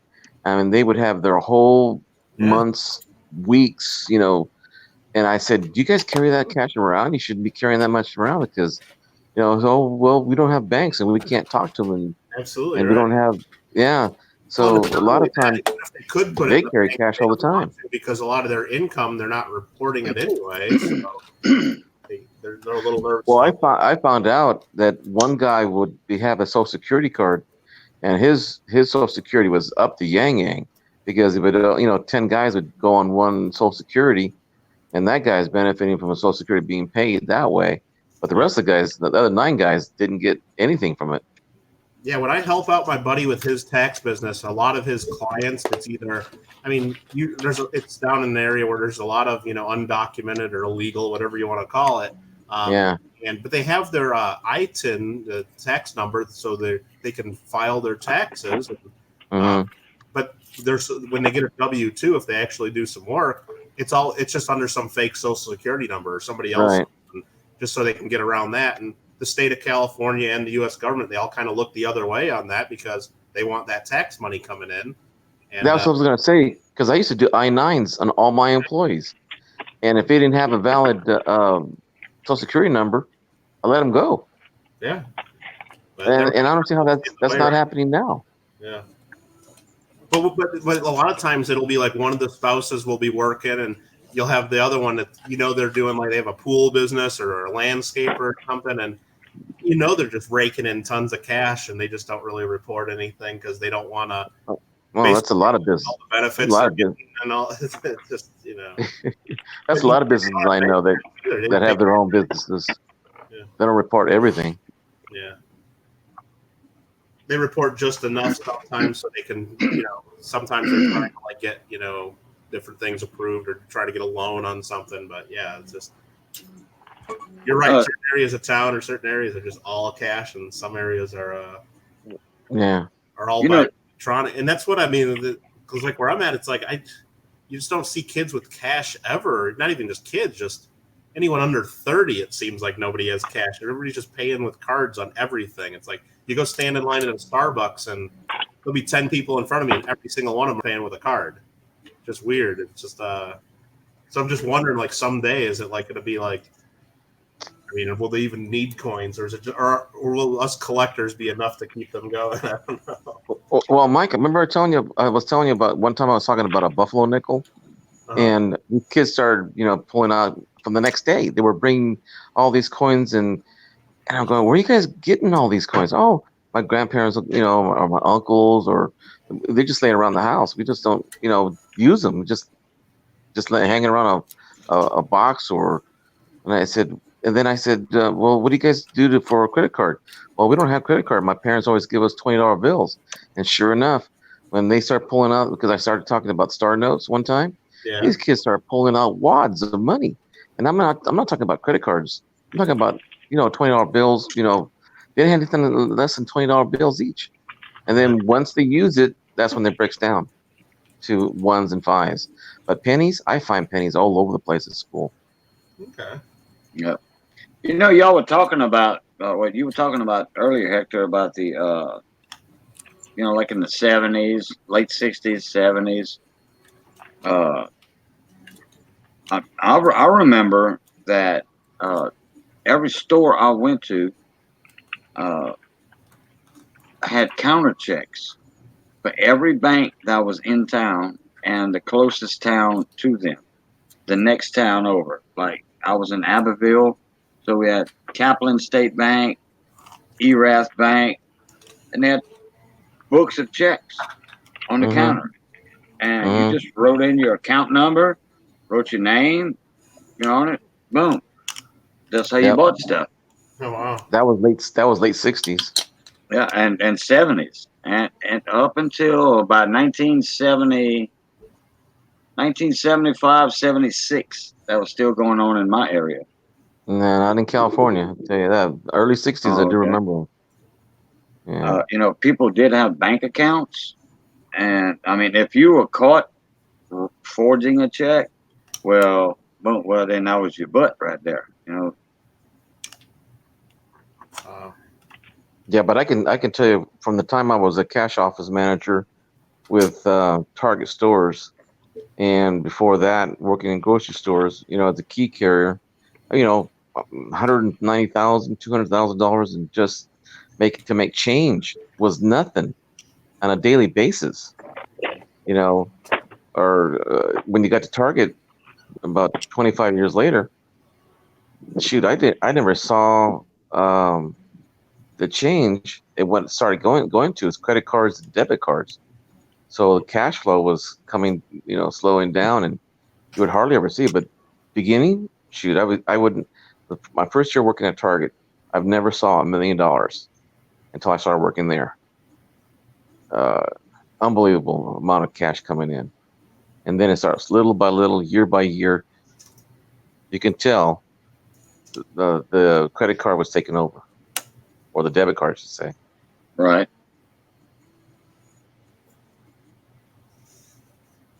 Very cool. What is Nice, that, Mike? Morgan.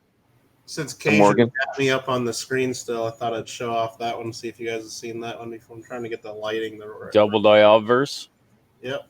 Yeah, is that the Hot Lips? The Hot Lip. Yep, it sure is. Hot Lips Houlihan. There you go.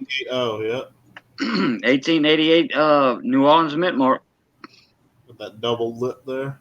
A Yeah. little bit of doubling on a couple other spots, but that's mostly it. Yeah. It was a Hot Very Lip. fine 30. Yep, VF30. It's a fun one. Yep. That's one of my favorite coins right there. And then there is another variety. It's called the Scarface. Oh, okay. I've Yeah, heard it's of a die crack it. on the Breaks cheek. across the face, yeah. Yep. That one is called Scarface. It's another good one. I've had one of those before, but the Hot Lips ones are fun. Oh yeah. Yeah, they're worth a couple more dollars. Yeah, I think this one in this shape's probably around 100 and a quarter to 150-ish. That's what I would guess. Something like that.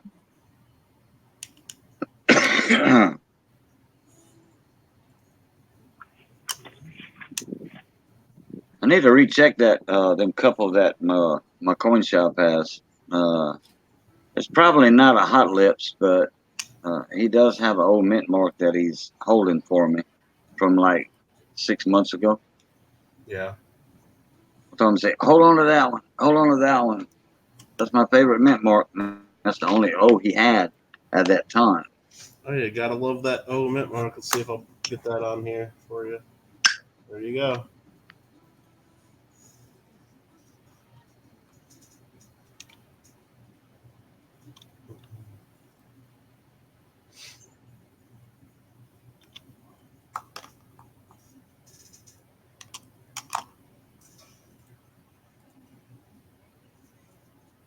And there's a big, huge history around the New Orleans mint mark too. Is that right? Oh yeah, during when they first opened, and it was a major port for precious metals to come into, to go in, and then the coins coming out on boats and stuff, and and then it was a main transportation area. Once you got in there, everything get out easy. And then during the Civil War, how it was closed down. Not bad. No, I've always liked the New Orleans mint stuff, just because Oh, stuff yeah. I really never saw when I was a kid collecting, and then It's a little partial to me. and since I like a lot of 1909 stuff, that's the last year of the New Orleans mint stuff, so I've always liked it too because of that. I didn't realize that 1909 was the last year of the New Orleans mint mark. Yep. Okay.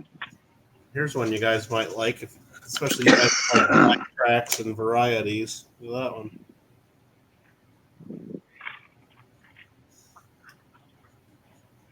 Oh wow. Wow. Oh yeah, that's the quarter eagle right there.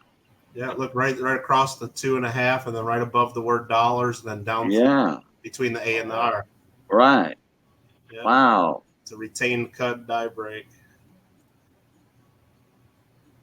And it's not just a die crack, because they call it a retained cut, because if you look right at the division line of the 1.5, you can Yeah, see it's the line shifts a little bit, so you know that the die was broken and moved a little bit. Well, it looks like everything's raised below the Yeah, because that part Yeah. of the die was separate, so it struck a little differently. So it is Right. raised up, and they have that die cracked, and yeah, it's- right. and this is one. I mean, I'm gonna probably bite myself a little bit, but this is one you can cherry pick on eBay every now and then. Oh, I see. Yeah, but you ain't got to worry about me trying to cherry pick it. Error. I found probably in the last 4 or 5 years, I probably found like 5 or 6 of them.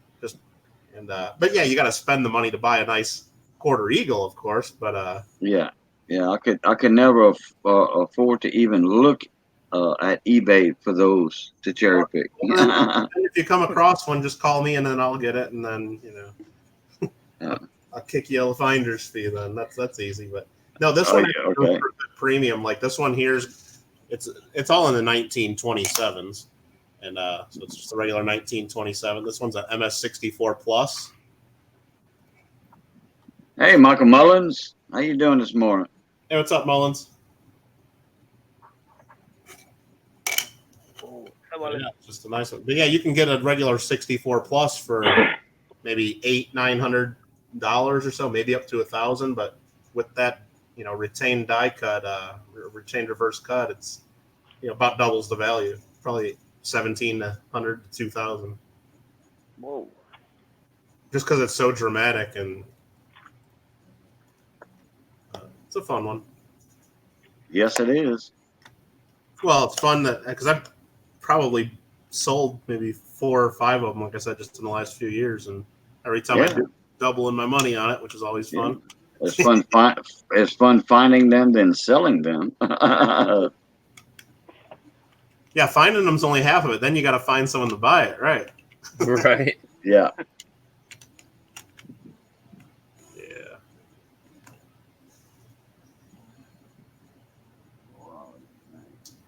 Michael Mullins in the house. Mike's in the house and he don't have anything to worry about nobody timing him out. No? Not over here. No ways. I think once he goes in field stream, boom, timed out. Oh yeah, there's a competition going on in Tim and Fieldstream. It's there's a competition going on. Who's going to time him out first? I thought Mullins. Or delete the message. Or delete the message. Is what I'm trying to say. Occasion, did you see when Mullins was saying earlier, like he was like, I guess saw something on about his own account, and he saw how many extra subscribers it was, and he didn't even know it was his own account because he got a whole bunch of new subscribers from this. No. He's like, No. I don't have that many subscribers. No, I didn't. No, I didn't see that. I forgot exactly how he put it, but I thought it was pretty funny. Oh, bruh. Like, everybody's gaining some subscribers, bruh. Been getting some notifications on your emails and stuff. Yeah, it's weird, but like I would get like say like just for example, like I would have like 10 more, but only like 2 would show up on YouTube, but then all of them will show up on my email. And not even all of them, I think. I think most of them show up by email, but still not all of them. It's weird. Yeah. I think it might be how the people have their settings, but that's kind of wild. Oh, and then every time people leave like once you do a video saying you're part of it and all that, you get emails every time you get a comment on there. Just I know, like I'd always see like, oh, this person subscribed. I was like, oh, okay, I never seen that guy before. Yeah, I'm sure you've jumped up. Well, how much are you up to now? I know, like when I checked earlier, I was like I get like 30 something, bruh. Not too bad so far. Yeah, bro. I was like, oh, Yeah, I right thought on. you were more than that by now, but it's still early. Yeah. Let me see where you're at. I got the thing open here. Where are you at now? You got From the 200. day you. Wait, what? You got 271 right now. What? The last time I checked, it was 6 or something. 71. Bing. Oh. Hey, when are you going to do your 250 giveaway, Sheldon? Come on, quit slacking. Yeah, I guess I gotta do them tomorrow now. I was gonna do like a 200 giveaway, but I was just trying to think like, bro, what should I give away? You know what I mean?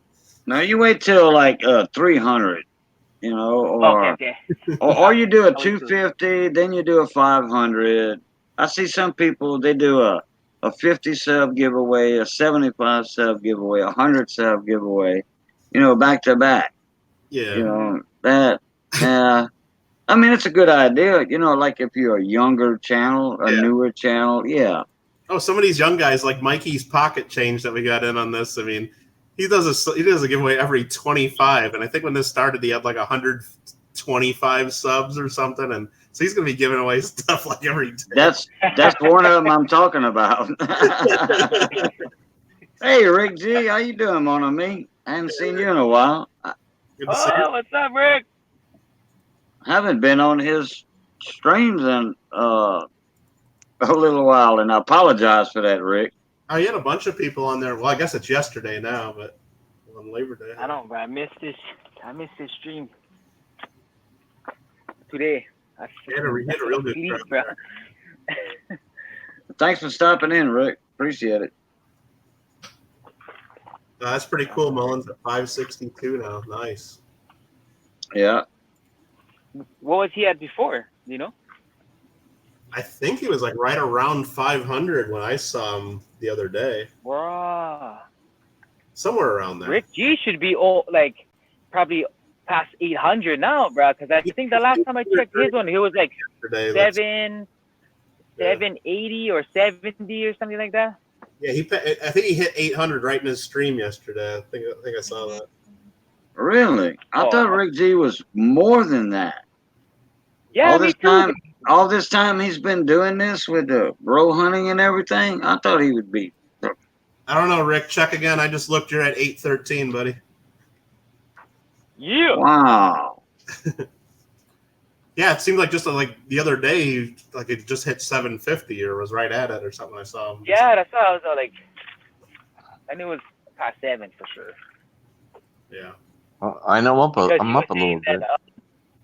He was saying that that he had to do his 750 like pretty soon, you know. Yeah. Yeah, bro.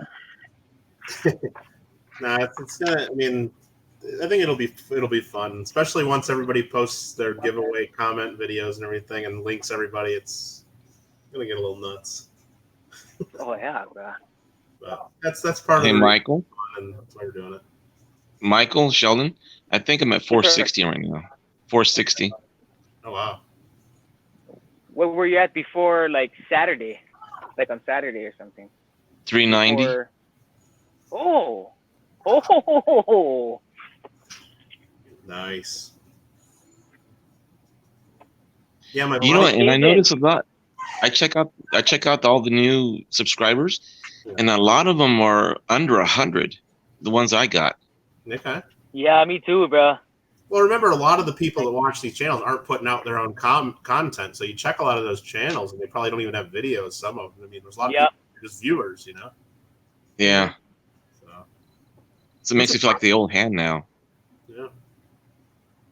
It's No, cool. my buddy that I got part of it, the SoCal Box Breaks, he's mostly does baseball cards and stuff. But like I said, he works at one of the local coin shops here. He's part of my coin club, so that's why he wanted to be part of it. And I think yesterday he was at like 220 or something, and now he's like over 300. So he's pretty thrilled with that because probably most of the people in the coin community weren't subscribed to him at all because he does mostly baseball cards though. Now that you mention it now, Michael, I just was cleaning out my desk, and I found 2 large stacks of baseball cards from the 70s. Yep. So I'm gonna check those out. Oh, I have like those big boxes that hold 5,000. Yeah. I got a stack of like 8 of them that I need to go through. I've been dreading that one for a while. I had 3 big they weren't the boxes of 5,000, but they were just like some boxes I had when I moved from Illinois to California. I brought all my baseball cards when I was a kid, and I mean I collected mostly in the late 80s, very early 90s, so all the cards are worth nothing pretty much. But so I just gave all 3 of those boxes to that SoCal Box Breaks to my friend, and he said he's been going through them and he's seen all kinds of fun stuff. So he's going to do some videos of them eventually. But I figured he's got a couple of younger kids that one's in high school and one's in grade school, and they're having fun. So Cool. they're sitting in my storage for another decade or two getting done. Right. But no, if Hector's got some of that stuff's probably fun to look at and pretty cool. I don't know. I wish I had my dad's baseball cards. Oh geez, yeah. My dad was collecting when he was 5 and 6, Yeah. and he was born in 24, so 1930 Babe Ruth era. Oh yeah, who knows? Oh man. Yeah, I can only imagine what he had. Bye, David. Yep. Oh no, I had fun just when I pulled out these boxes. Like I said, they were packed away for at least 15 years, and I just like flipped through them just to make sure I knew what I was giving these guys, and just like looking at which cards I thought were good back in like 1992, and like who I thought the stars were versus. I mean, I'm sure in my boxes of commons, I probably have like Derek Jeter rookie cards because I didn't even. Right. But they'll have fun going through all that.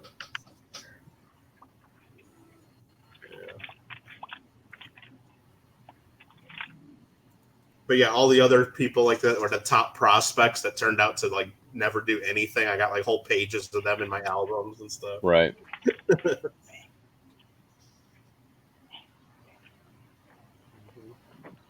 Well, folks, it's 2:30 in the morning. I got to be up in 4 hours to go to work, so I'm gonna call it a night. Probably should. So, Cajun, Sheldon, CJ, Michael, I'll catch you guys later. Have Uh, a good Hey, one. Hector. Have a good night, man. Thanks Good for night, coming guys. in, bud. Aloha. Talk to you later, Cajun. Bye, bye. See you Take guys care. later. All right, bro. Good night. Shoot.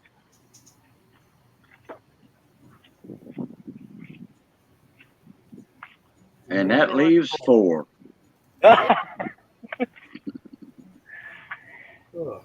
Then there was 4. Yeah, and then there were 4. Yeah, that's it. That's how you say it. Then there were 3. Then there were 2. So.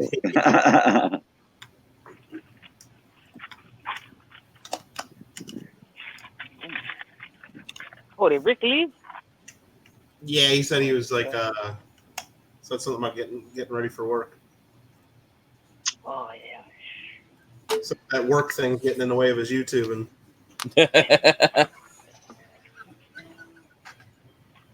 I missed the stream today, man.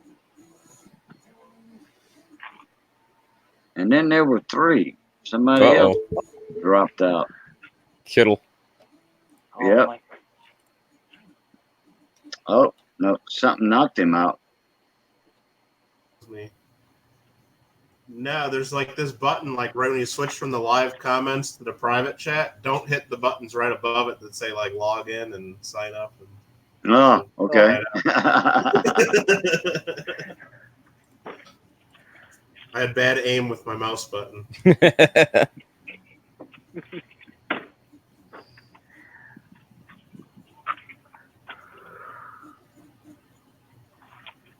What's in the chat? I just What- see. What else you have? What else you have to show off, Mike or CJ? What do you I know want to see? I know CJ was working on a couple of projects with some coin holders. You know, those stackable. I don't know if y'all have seen those or not. Those stackable that hold the rolls and stuff. I did see those. I saw them. I think I saw them in one of the videos, or maybe it was a stream. Saw him working on something like that. It's kind of fun. Was that the one he just showed David? No, no, it's something different. Oh, I'll show you guys my my newest project. Prototype. Let's see. I need to go here, and here, and then Cajun's got to click on that button down there, and then you guys will see it. Click on what button? I got you. Probably to show his screen. Yeah, the share screen at the bottom. yeah, your screen is up. Yeah. My camera is, but my share screen is another participant Oh. down below. Oh, okay. Oh, Well, let's.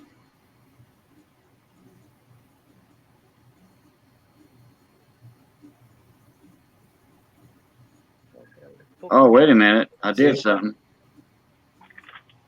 I don't know. I did something. Hold on. There you go. Okay. So this piece is let me see if I can kind of put that at a little bit more angle for you guys. This is the it's the royal crest for the UK, and these little areas right here are where the coins go into. So in 2008, the UK came out with their denominational coinage that has pieces of the royal crest on the backs. Oh, yeah. So that if you collect one of each, then you can build the entire royal crest. So I took that design and I imported it in and designed the Union Jack flag, so that this lower section is blue, this section is white, and this upper level is red. So I can either print all of this out at one time, which was my initial idea, and then paint the individual pieces, Yeah. the correct colors, and then put the coins into. Yeah, I think that's going to be an awesome. And this is 5.5 inches by 3 inches, so it is a Oh, good cool. sized piece. Yeah, I think I've seen is it a proof set or something where they have the coins kind of assembled like that? Or They have a proof set that it has them all together, but you can get it's just like a regular circulation coinage they did that they that? started in 2008, I believe. But yeah, I think it's just one of those really just awesome, really neat ideas that Well, like you were talking about, that's something fun for people to collect. That right. would be something cool to do. Right. So the idea is, so I'm gonna switch it back to this. The idea is, I got part of the idea from this, which is the Iceland. This is obviously the 3D print of Iceland and their flag, which is raised. It's got that tiered look, and it's got slots for their circulating coinage right now. So same kind of concept, only with the flag and then the coat of arms, which fits in with the pieces of the actual coins. So Yeah, that's real cool. Yeah, that's cherry, bro. so yeah, I got a few things going on. I mean, it looked like what you were doing there with the Union Jack flag, though. It looked like it was pretty big. I'm wondering, like, maybe you thought of it too, is could you do it to where you still have that background, but instead of making it a big flag shape, could you have it cut out like the shape of England? Or I tried that, but in order for that shield, that coat of arms, that shield to fit inside, the thing would have to be like 12 inches. Yeah, England's not a good shape for that, I guess. Yeah. Yeah, I mean, like it's possible that I could put like England like off to the side and then put the crest like over part of it. So like the crest comes out into like the ocean or whatever. I could do something like that, yeah. But it would just for me it would just look weird. I would rather have something that is spaced correctly. Yeah. But so you said that you could do it to where you paint the thing, or you said you could do it where it's the actual different colors of plastic that I would. I mean, my initial idea was painting it. I could print the individual pieces and then stack them and just glue them together. But my initial idea was to print it all in one shot and then just paint it. That's cool. So, because I got one of those sets that has all those coins in it, so I can put one together right after I print it. The problem is if you start making a bunch of those and selling them, you're going to be shipping a lot of them probably over to England. A lot of shipping. Oh, they're paying for it, so. Yeah. But I mean, it's just one of those cool ideas that when you have the back of the coin. No, I think it'll look great. Because I think I can't remember, but I think the regular proof set, it's like it doesn't show the whole design. I mean, you see the coins together to make the design, but like yours, you know, if you're missing a coin, you'd still see the part you're missing, kind of. Or, Right. Yeah. So this one, how it's only got one section of the design, and that when you put it in, it kind of fills out the rest of it. Mm-hmm. So No, that's real yeah. cool. So I have all the pieces here. So I can't wait to get that done. What year did 'cause- they do those coins?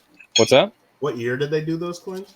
I want to say it started in 2008, Oh, okay, and so- they had it going for at least a few years. So Okay. No, that's great.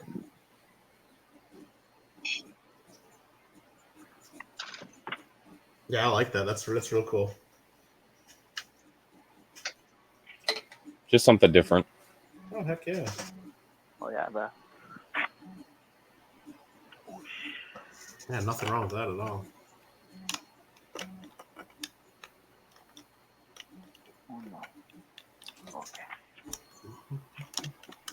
But that setup, it took me like half a week to get it to fit correctly. Oh, is that right? Wow. Yeah, because I was thinking about like, okay, well, one, I could just take the outline of England, you know, of the UK, and then, you know, I just have to space it big enough, and then put the shield on top of it, and it wasn't working out. I was like, okay, well, you know, same with the like the Iceland idea. I'll just do the flag. But if I have just an outline of the flag, and I import it, and then I make it a 3D object, once it's a 3D object, I can't break out the individual pieces and change the height. So I had to go in and basically trace the elements for each color, and then import those so that I could stack them together. Mm. So it's kind of a pain, but I mean, I like the way that it turned out, and I have a lot more flexibility in that, because I could take that whole design and take the shield out of it and just print like the rest of the flag, Right. and then print the shield part separately if I wanted to. Like if I wanted to do it in a different color or something, then I could put the shield in that same place, because it's cutout is that shield, and then just put it all together. I could do something like that, and I think that would be kind of neat. Mhm. So it gives me a lot more flexibility that way, than just having, you know, a single way to do it. Yeah, that's real cool. Yeah, bro. That's smart.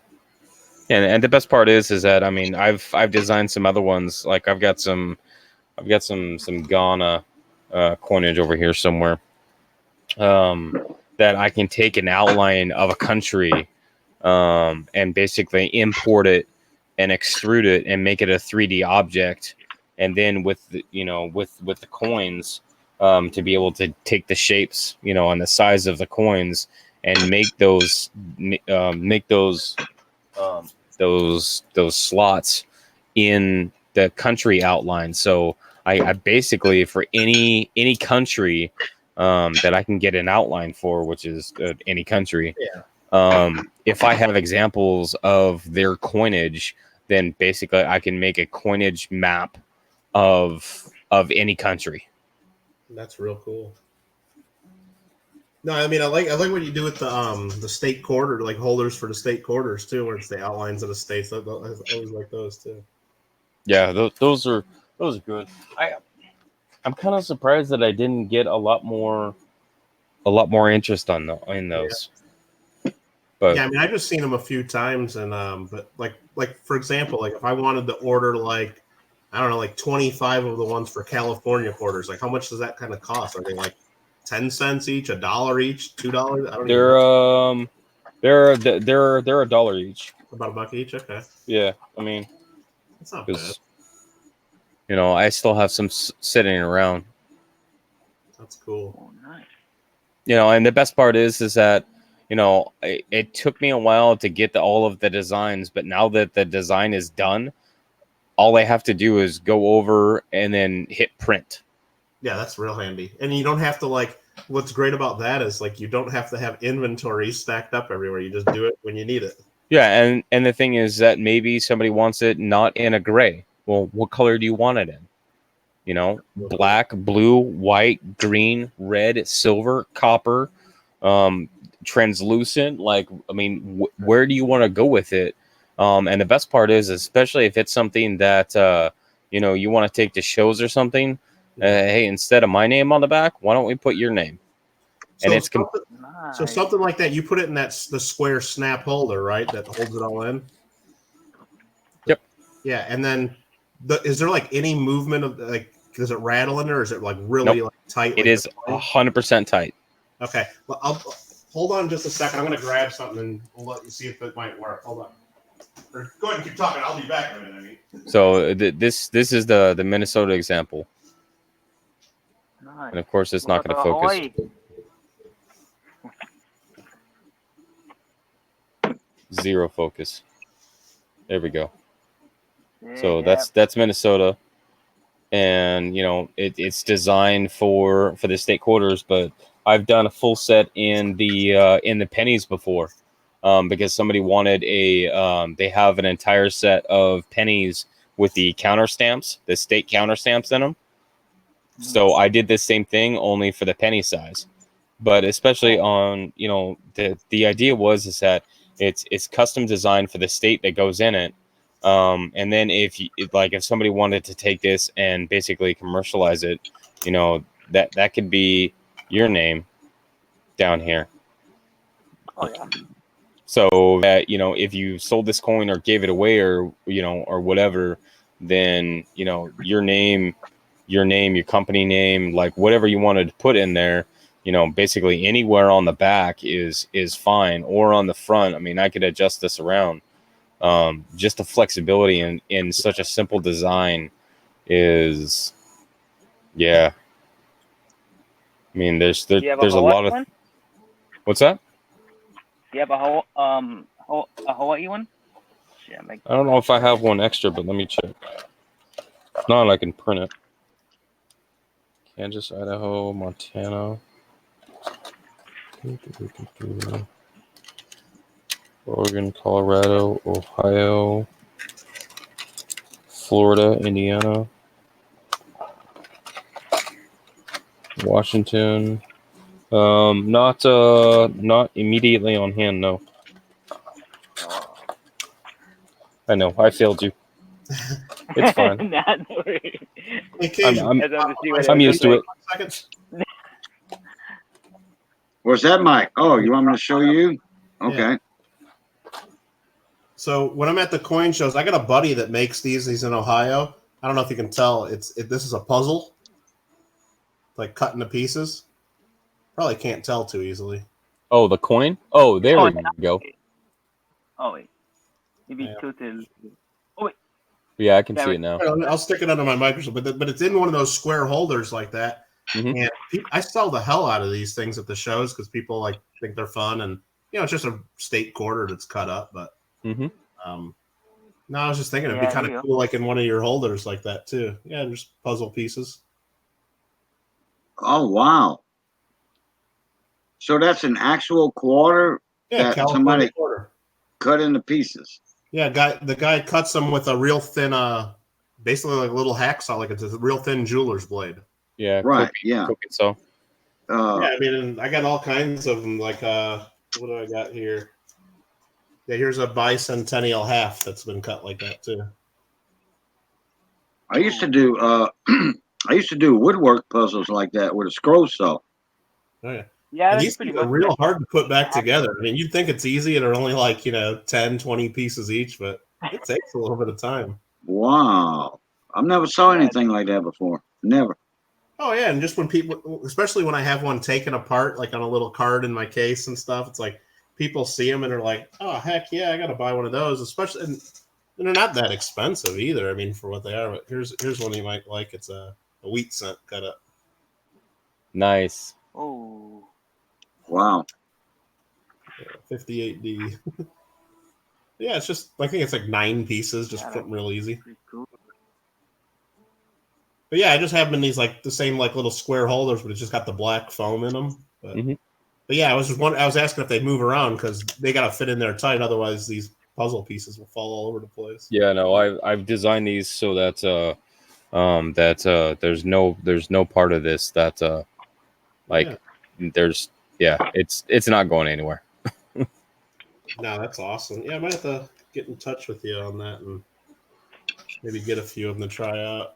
Yeah, I got this one here. It's Ike Dollar Bicentennial. Nice. Yeah, the guy does really good work cutting these up too.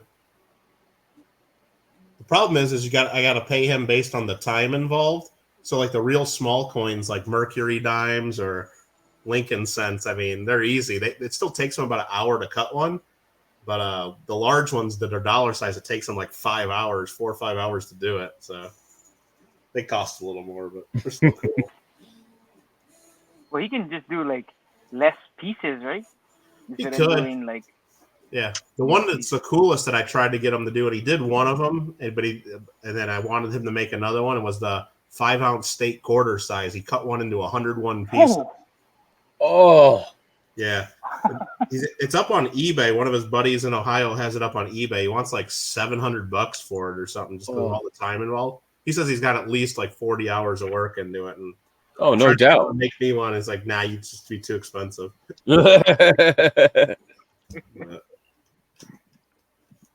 Yeah, I got this one here.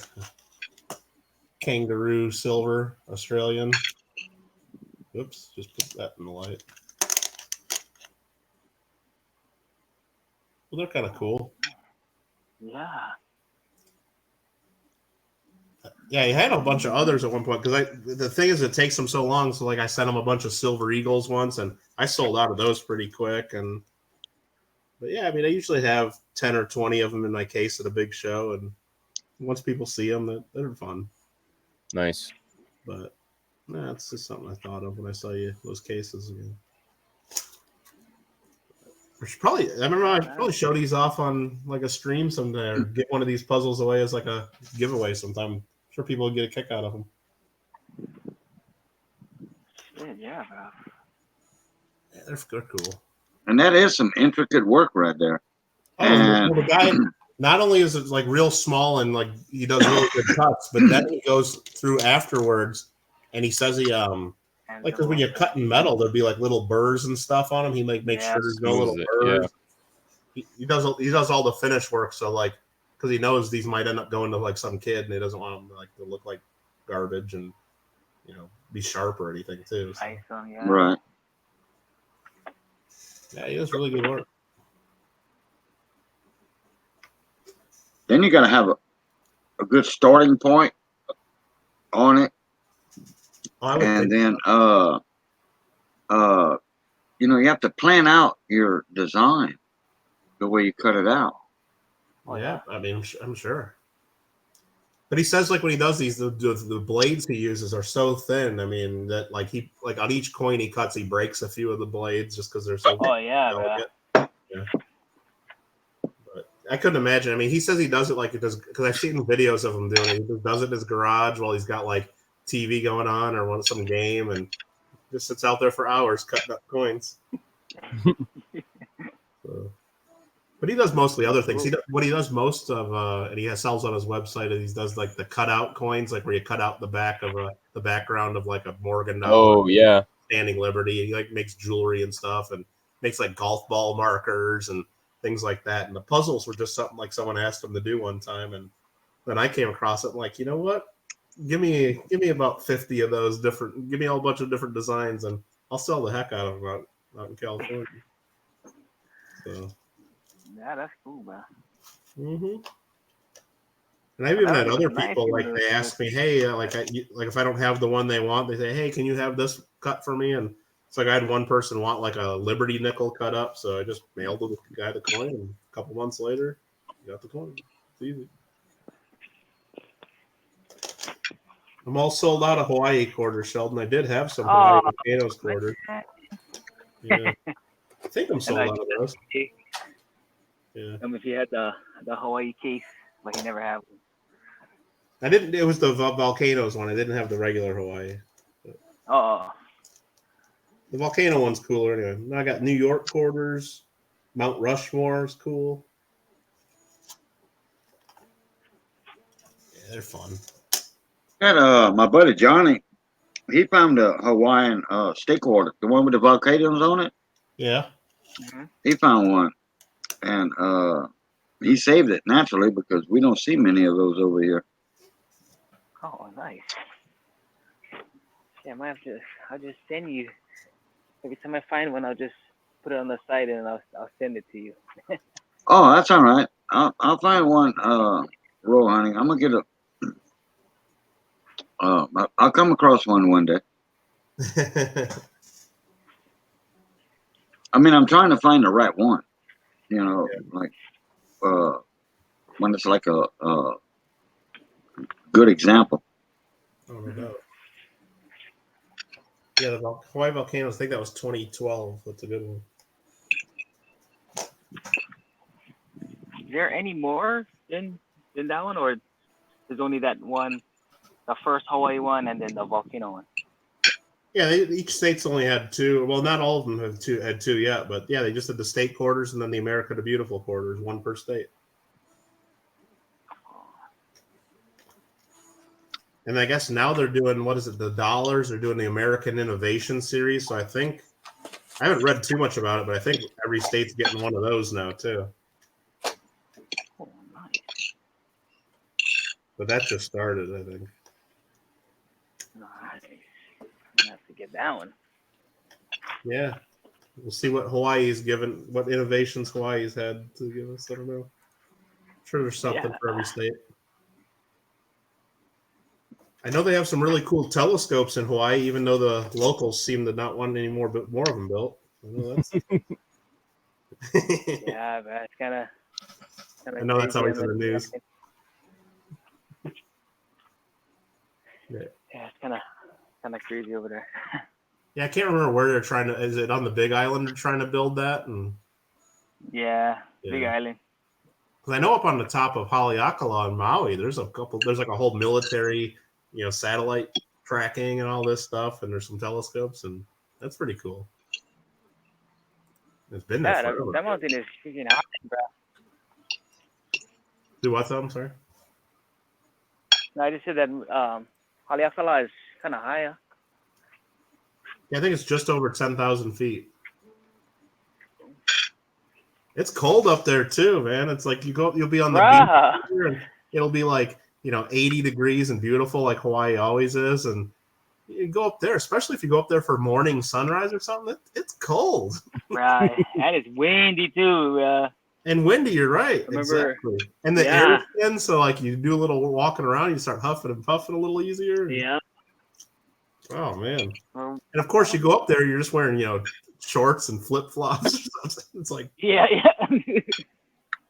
Oh man. I remember one time, like a while ago, we went up there and then like just to watch the sunrise, and then like we brought our like sweatpants and stuff, and we're like, it's not too hot in the morning, but yeah, bro, when you go up there, bro, it's freezing, bro. Oh yeah. Well, especially if you go up there in the winter time, because it's just it's not that much different, but it's like an extra 10 degrees different than it is in the summer or something. And yeah, I mean, like this winter, I think they had snow up on Haleakala for a day or two. Oh yeah. Yeah, my mom showed me a copy of the newspaper they do, because what they do is a lot of people go up there with pickup trucks and fill the back of their truck up with snow and then drive down to the kids. Yeah, they bring them down. Yeah. So all the kids can play in snow for about an hour until it all melts. Yeah. Yeah, I was gonna say until it melts. Oh yeah. There's They just do like that here in Southern California. They'll have like some of the ski resorts and stuff. They'll like bring some of the snow machines to like a local park sometime and just make a bunch of snow for the kids. And yeah, it's kind of weird. Kind of weird for someone that grew up where it snowed way too much in Illinois and I had to shovel it all day and I hated it. Yeah, sometimes my daughter's school or the preschool, they bring in like I don't know how much snow it is, but they bring them and then they dump them in the parking lot, and then they like my daughter has all her like winter clothes on. They playing snow fights. pretty cool. But after, it takes kind of a while for it to melt, bro. Oh yeah, when it's all together like that, sure. Yep. That's Yeah, fun but though. I remember the first time when I was in Missouri, bro. Like, I seen snow and stuff, and I was tripping out because I was like, bro, I've never seen this before. And even in Washington, bro, I was like, oh, it's snowing, and all my coworkers up there, bro, they're like, bro, it's like, just wait till it's like December. I guarantee, bro, you're gonna hate the snow. I was Oh, like, yeah, nah, exactly. no ways, bro. 47 feet snow. deep. You're like, dude. Having to scrape ice off your windshield for 20 minutes. Yeah, bro. Freezing, yeah. Yeah, I gotta wake up like 15, 20 minutes, scraping. My hands are freezing. And you gotta warm up your car before Warm you up my can move. stuff. Yeah. Yeah, real But fun. I'm like, bro, I hate the snow, bro. What were you doing in Missouri, Shel? Were you going to school there, or? Yeah, I went to school there for like a year to this one college. Where at? It's this town called Marshall, Missouri. Okay. It was this Missouri Valley College. Okay. Yeah, I don't know where that one's I at. played football, but I was too homesick, bro. Was it near St. Louis or just? I guess it's like right in the middle between like St. Louis and Kansas City. So was it by like Columbia, where University of Missouri is? I'm not sure. Because that's bro. like right in the middle of the state. Bro, I swear, like the biggest thing in that town is like one Walmart, bro. Yeah. What Sounds are like they? most of Missouri. I promise, bro. The Walmart and then the Hy-Vee for groceries and yeah, about it. That's cool. Yeah, after. And when I lived in Washington, bro, I hate it. But it didn't really snow as bad like as like other states, you know. Yeah. But it was fucking cold. Oh heck yeah! How long were you in Washington? For about like almost 5 years. Oh wow, okay. Yeah, my wife got a job up there, and then I moved up. Mm-hmm. It was so boring over there too. Well, it's pretty good about living in the mainland is that you can just drive anywhere. Yeah. Well, that's what I like about where I'm at too. It's like, I mean, if I was like, I've been to, my family's in Maui, so I go there a couple of times a year if I can. And when I'm there for like 2 weeks or so, it's like, man, I just got to get off this island at some point. I'm just not used to that. I mean, here in California, like where I'm at, if like I just get sick of, I can just get in my car and drive for a few hours. Yeah, man. Or I could just call up a friend and say, hey, let's go to Vegas, and just get in the car for 4 hours and go to Vegas or something, or go down to San Diego, or just like, I just don't know if I can handle not being able to do that.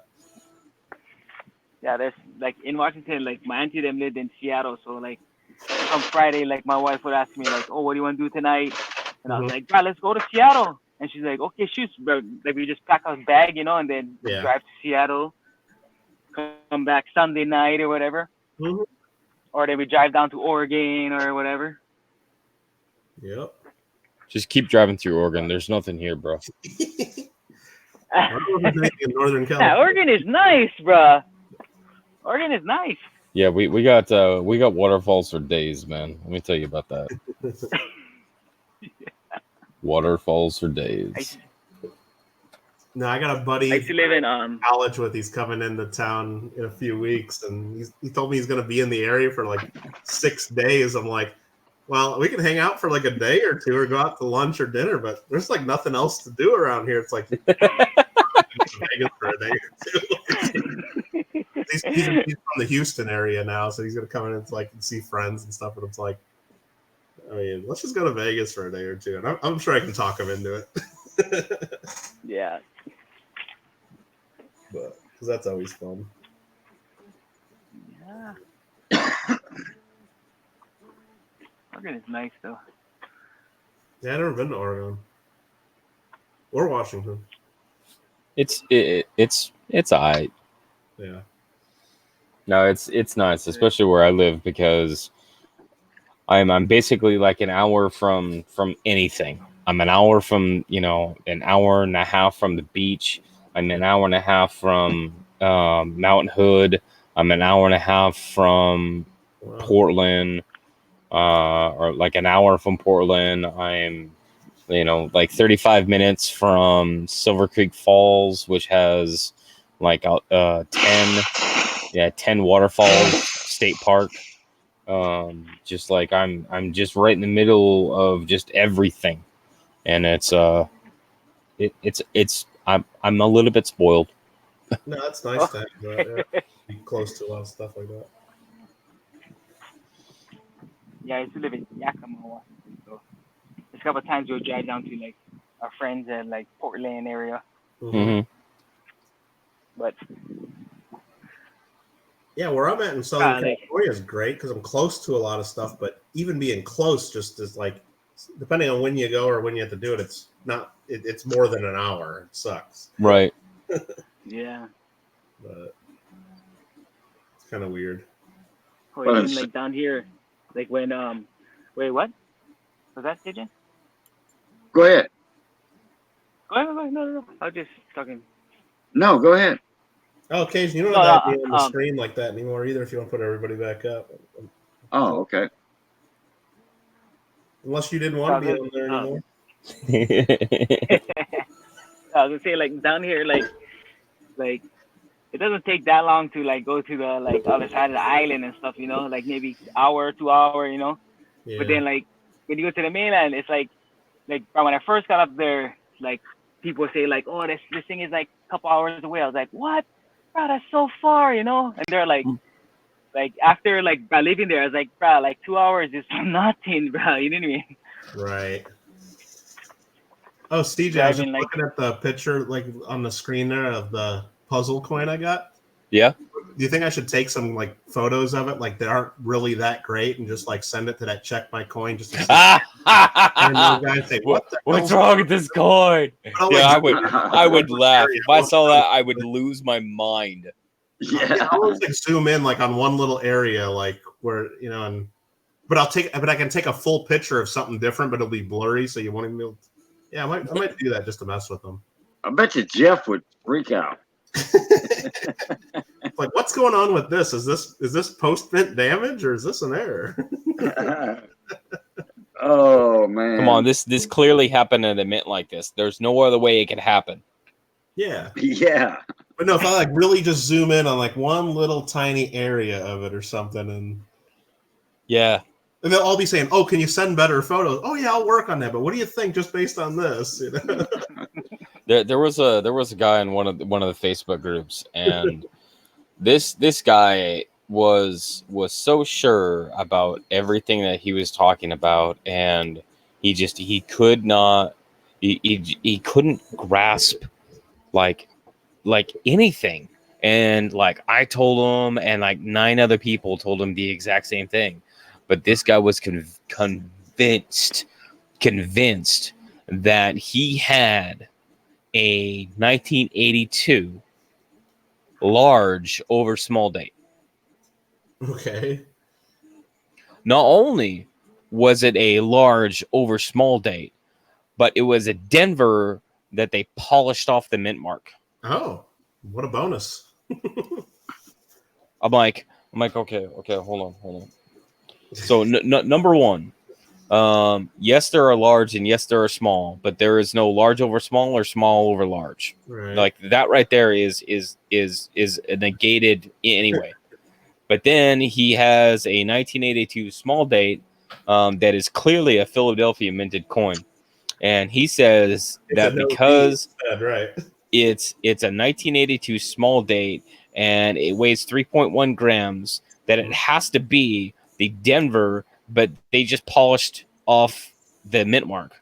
I'm like, based off of the pictures that you were providing, which are actually decent pictures, there's no possible way, because they would have to have abraded the die so heavily to remove the mint mark that the entire southeast quarter of that coin would look like hot garbage fire. Even if all that could have happened and did happen, there's no way you're going to be the only guy that has one, and no one's ever seen one of these until 30 years later, 35. Right. So it's But he's like that.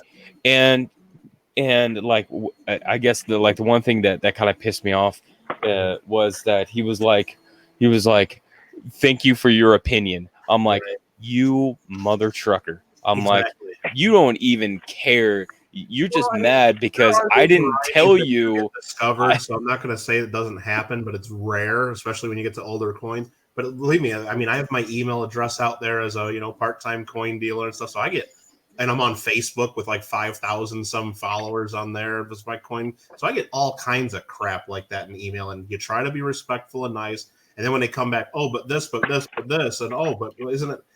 Eventually, I just say, you know what? If you believe in it so much, spend the money and get it professionally graded, and let them be. It's like you can't. Some people just don't want the answer from. They want you to give them the answer they already think they know. It's just. And that is like one of the things that we talk about pretty much every single day, every single week on the Coin Q&A about the education that like we as like stewards of the hobby are trying to kind of pick up the pieces, because people jump in to the error and variety field on a hint that you can find this ultra rare coin that's worth $10,000-$15,000 like in your pocket change or coin roll hunting, and it's just like those situations are all those clickbait videos that are out there. Oh, do you have one of these in your change that's worth $30,000? Well, hell no. Right, and it's so like people jump into the error and varieties thinking that, oh, I'm just gonna get a box of coins and then I'm gonna find one of those coins, and it's like those are so right. Well, and you guys all do a good job of it in the Q&A, and you have to check my coin and all that. But there's some people out there, and I'm sure you've seen it, that they help fuel that because they only have like a very basic understanding of errors, and when they see stuff, they might tell people, oh yeah, you might have something. Maybe you should get that graded or checked out. So then it just reaffirms in these people's head that they might have something because somebody with a YouTube channel told them maybe. It's like, come on. It's like, I honestly the one thing that gets me the most is when somebody has a whatever, right? And they think they're like, I think that this is a double die, and it's probably not, but and they have their group of people that that they associate with, and everybody in that group has the same level of understanding of coining, and so they all agree with that one person. Yeah, I think I have this double die. I haven't seen it listed in any book or any website before, but I'm sure it's a double die. But all my and friends, I showed it to all my friends, and they all agree with me. Right. They have the same knowledge I have. So exactly.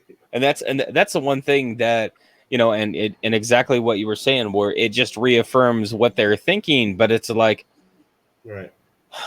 And if they come to you as one of the experts or anybody else, or they come to anybody and say, hey, will you confirm me and my friend's thinking, and you don't give them the answer they want, then yeah, of course they don't like that. And even if they have 5 people tell them, then eventually, that's why I just eventually quit going back and forth. I get it on Facebook a lot, and you try to be friendly and say, you know what, that's my opinion. I'm not an expert in this stuff. If you really believe in it, send it to PCGS, pay them $100 to look at it.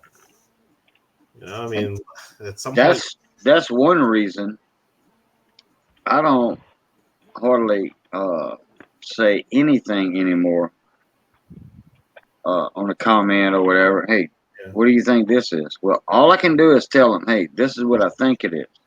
This is just my opinion. That's it. And just go off of that, because then some people are going to say, they'll go in the Q&A like CJ says, hey, well, Cajun said is this, and one of his buddies said is that too, in the comments, I got this die crack going right through the view of Mount Rushmore, and it's shifted a little bit. Well, that and Sure, it's like an error. you know, there's well, one of the things that if a coin is brought to me, obviously I'm going to base my opinion or my assessment on the information that I know. Yeah. You know, and a lot of it is like just your basic coining procedures. You know, your processes. That will explain a lot of things. Now, because I have a coin, I have an 1857 Flying Eagle, and I call it my UFO because I have done overlays on this coin, Mm-hmm. and to me, everything matches. And I've had it. I had Ken on a private stream, and you know, and I found myself like trying to justify what I think it is. Yeah. But it's just one of those things that, like, you know, this is the coin, the single coin that I struggle on the most, because I know so much about the Flying Eagles, and I know, you know, enough to get myself in trouble on the coining procedures. But this coin, like, I have what, you know, what I want it to be, you know, what I think it is, and then I have the other side of it, which is this is what the coin is telling me. Yeah. Well, you make a I good point. I saw that video. I How saw could that that video be? you put up on that, CJ. Which one? Oh, the UFO.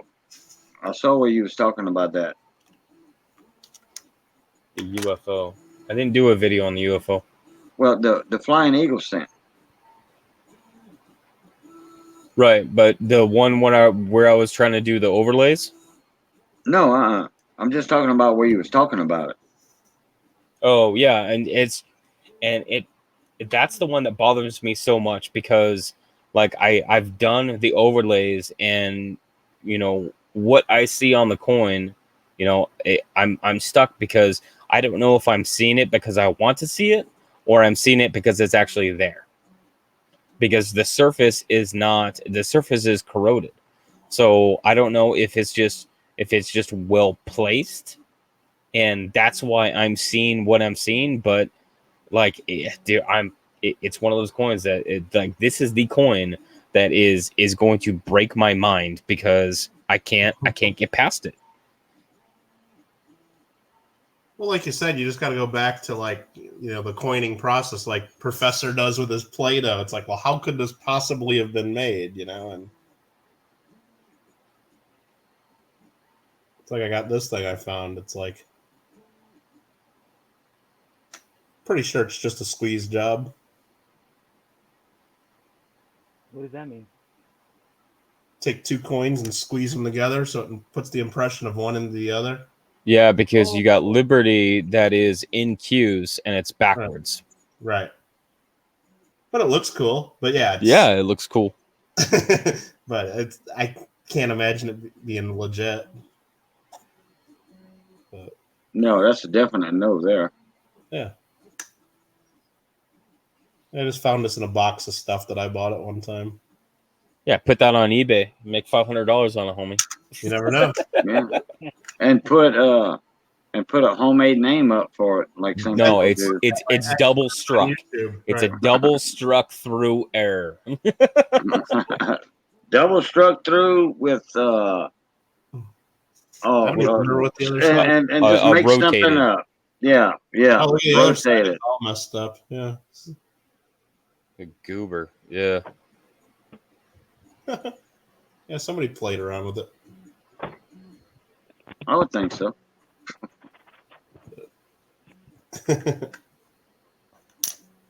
Hey guys, I'm gonna run. Sounds good. Alrighty. I just had some food in me, and I enjoyed tonight. I thank everybody for coming. Thank everybody in the chat for coming. Thanks for having us. Think it Yeah, went thanks, pretty well Jason. tonight. Yeah, not a problem. Anytime I'm up, CJ, Mike, Sheldon, like, just y'all feel free to say, hey, I'm here. shoot me a link. Very good, man. Okay, we'll see y'all later.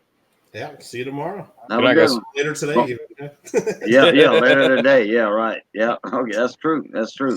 All right, fun week. Love, peace, and crackling grease. Easy, CJ. Yeah. See you guys.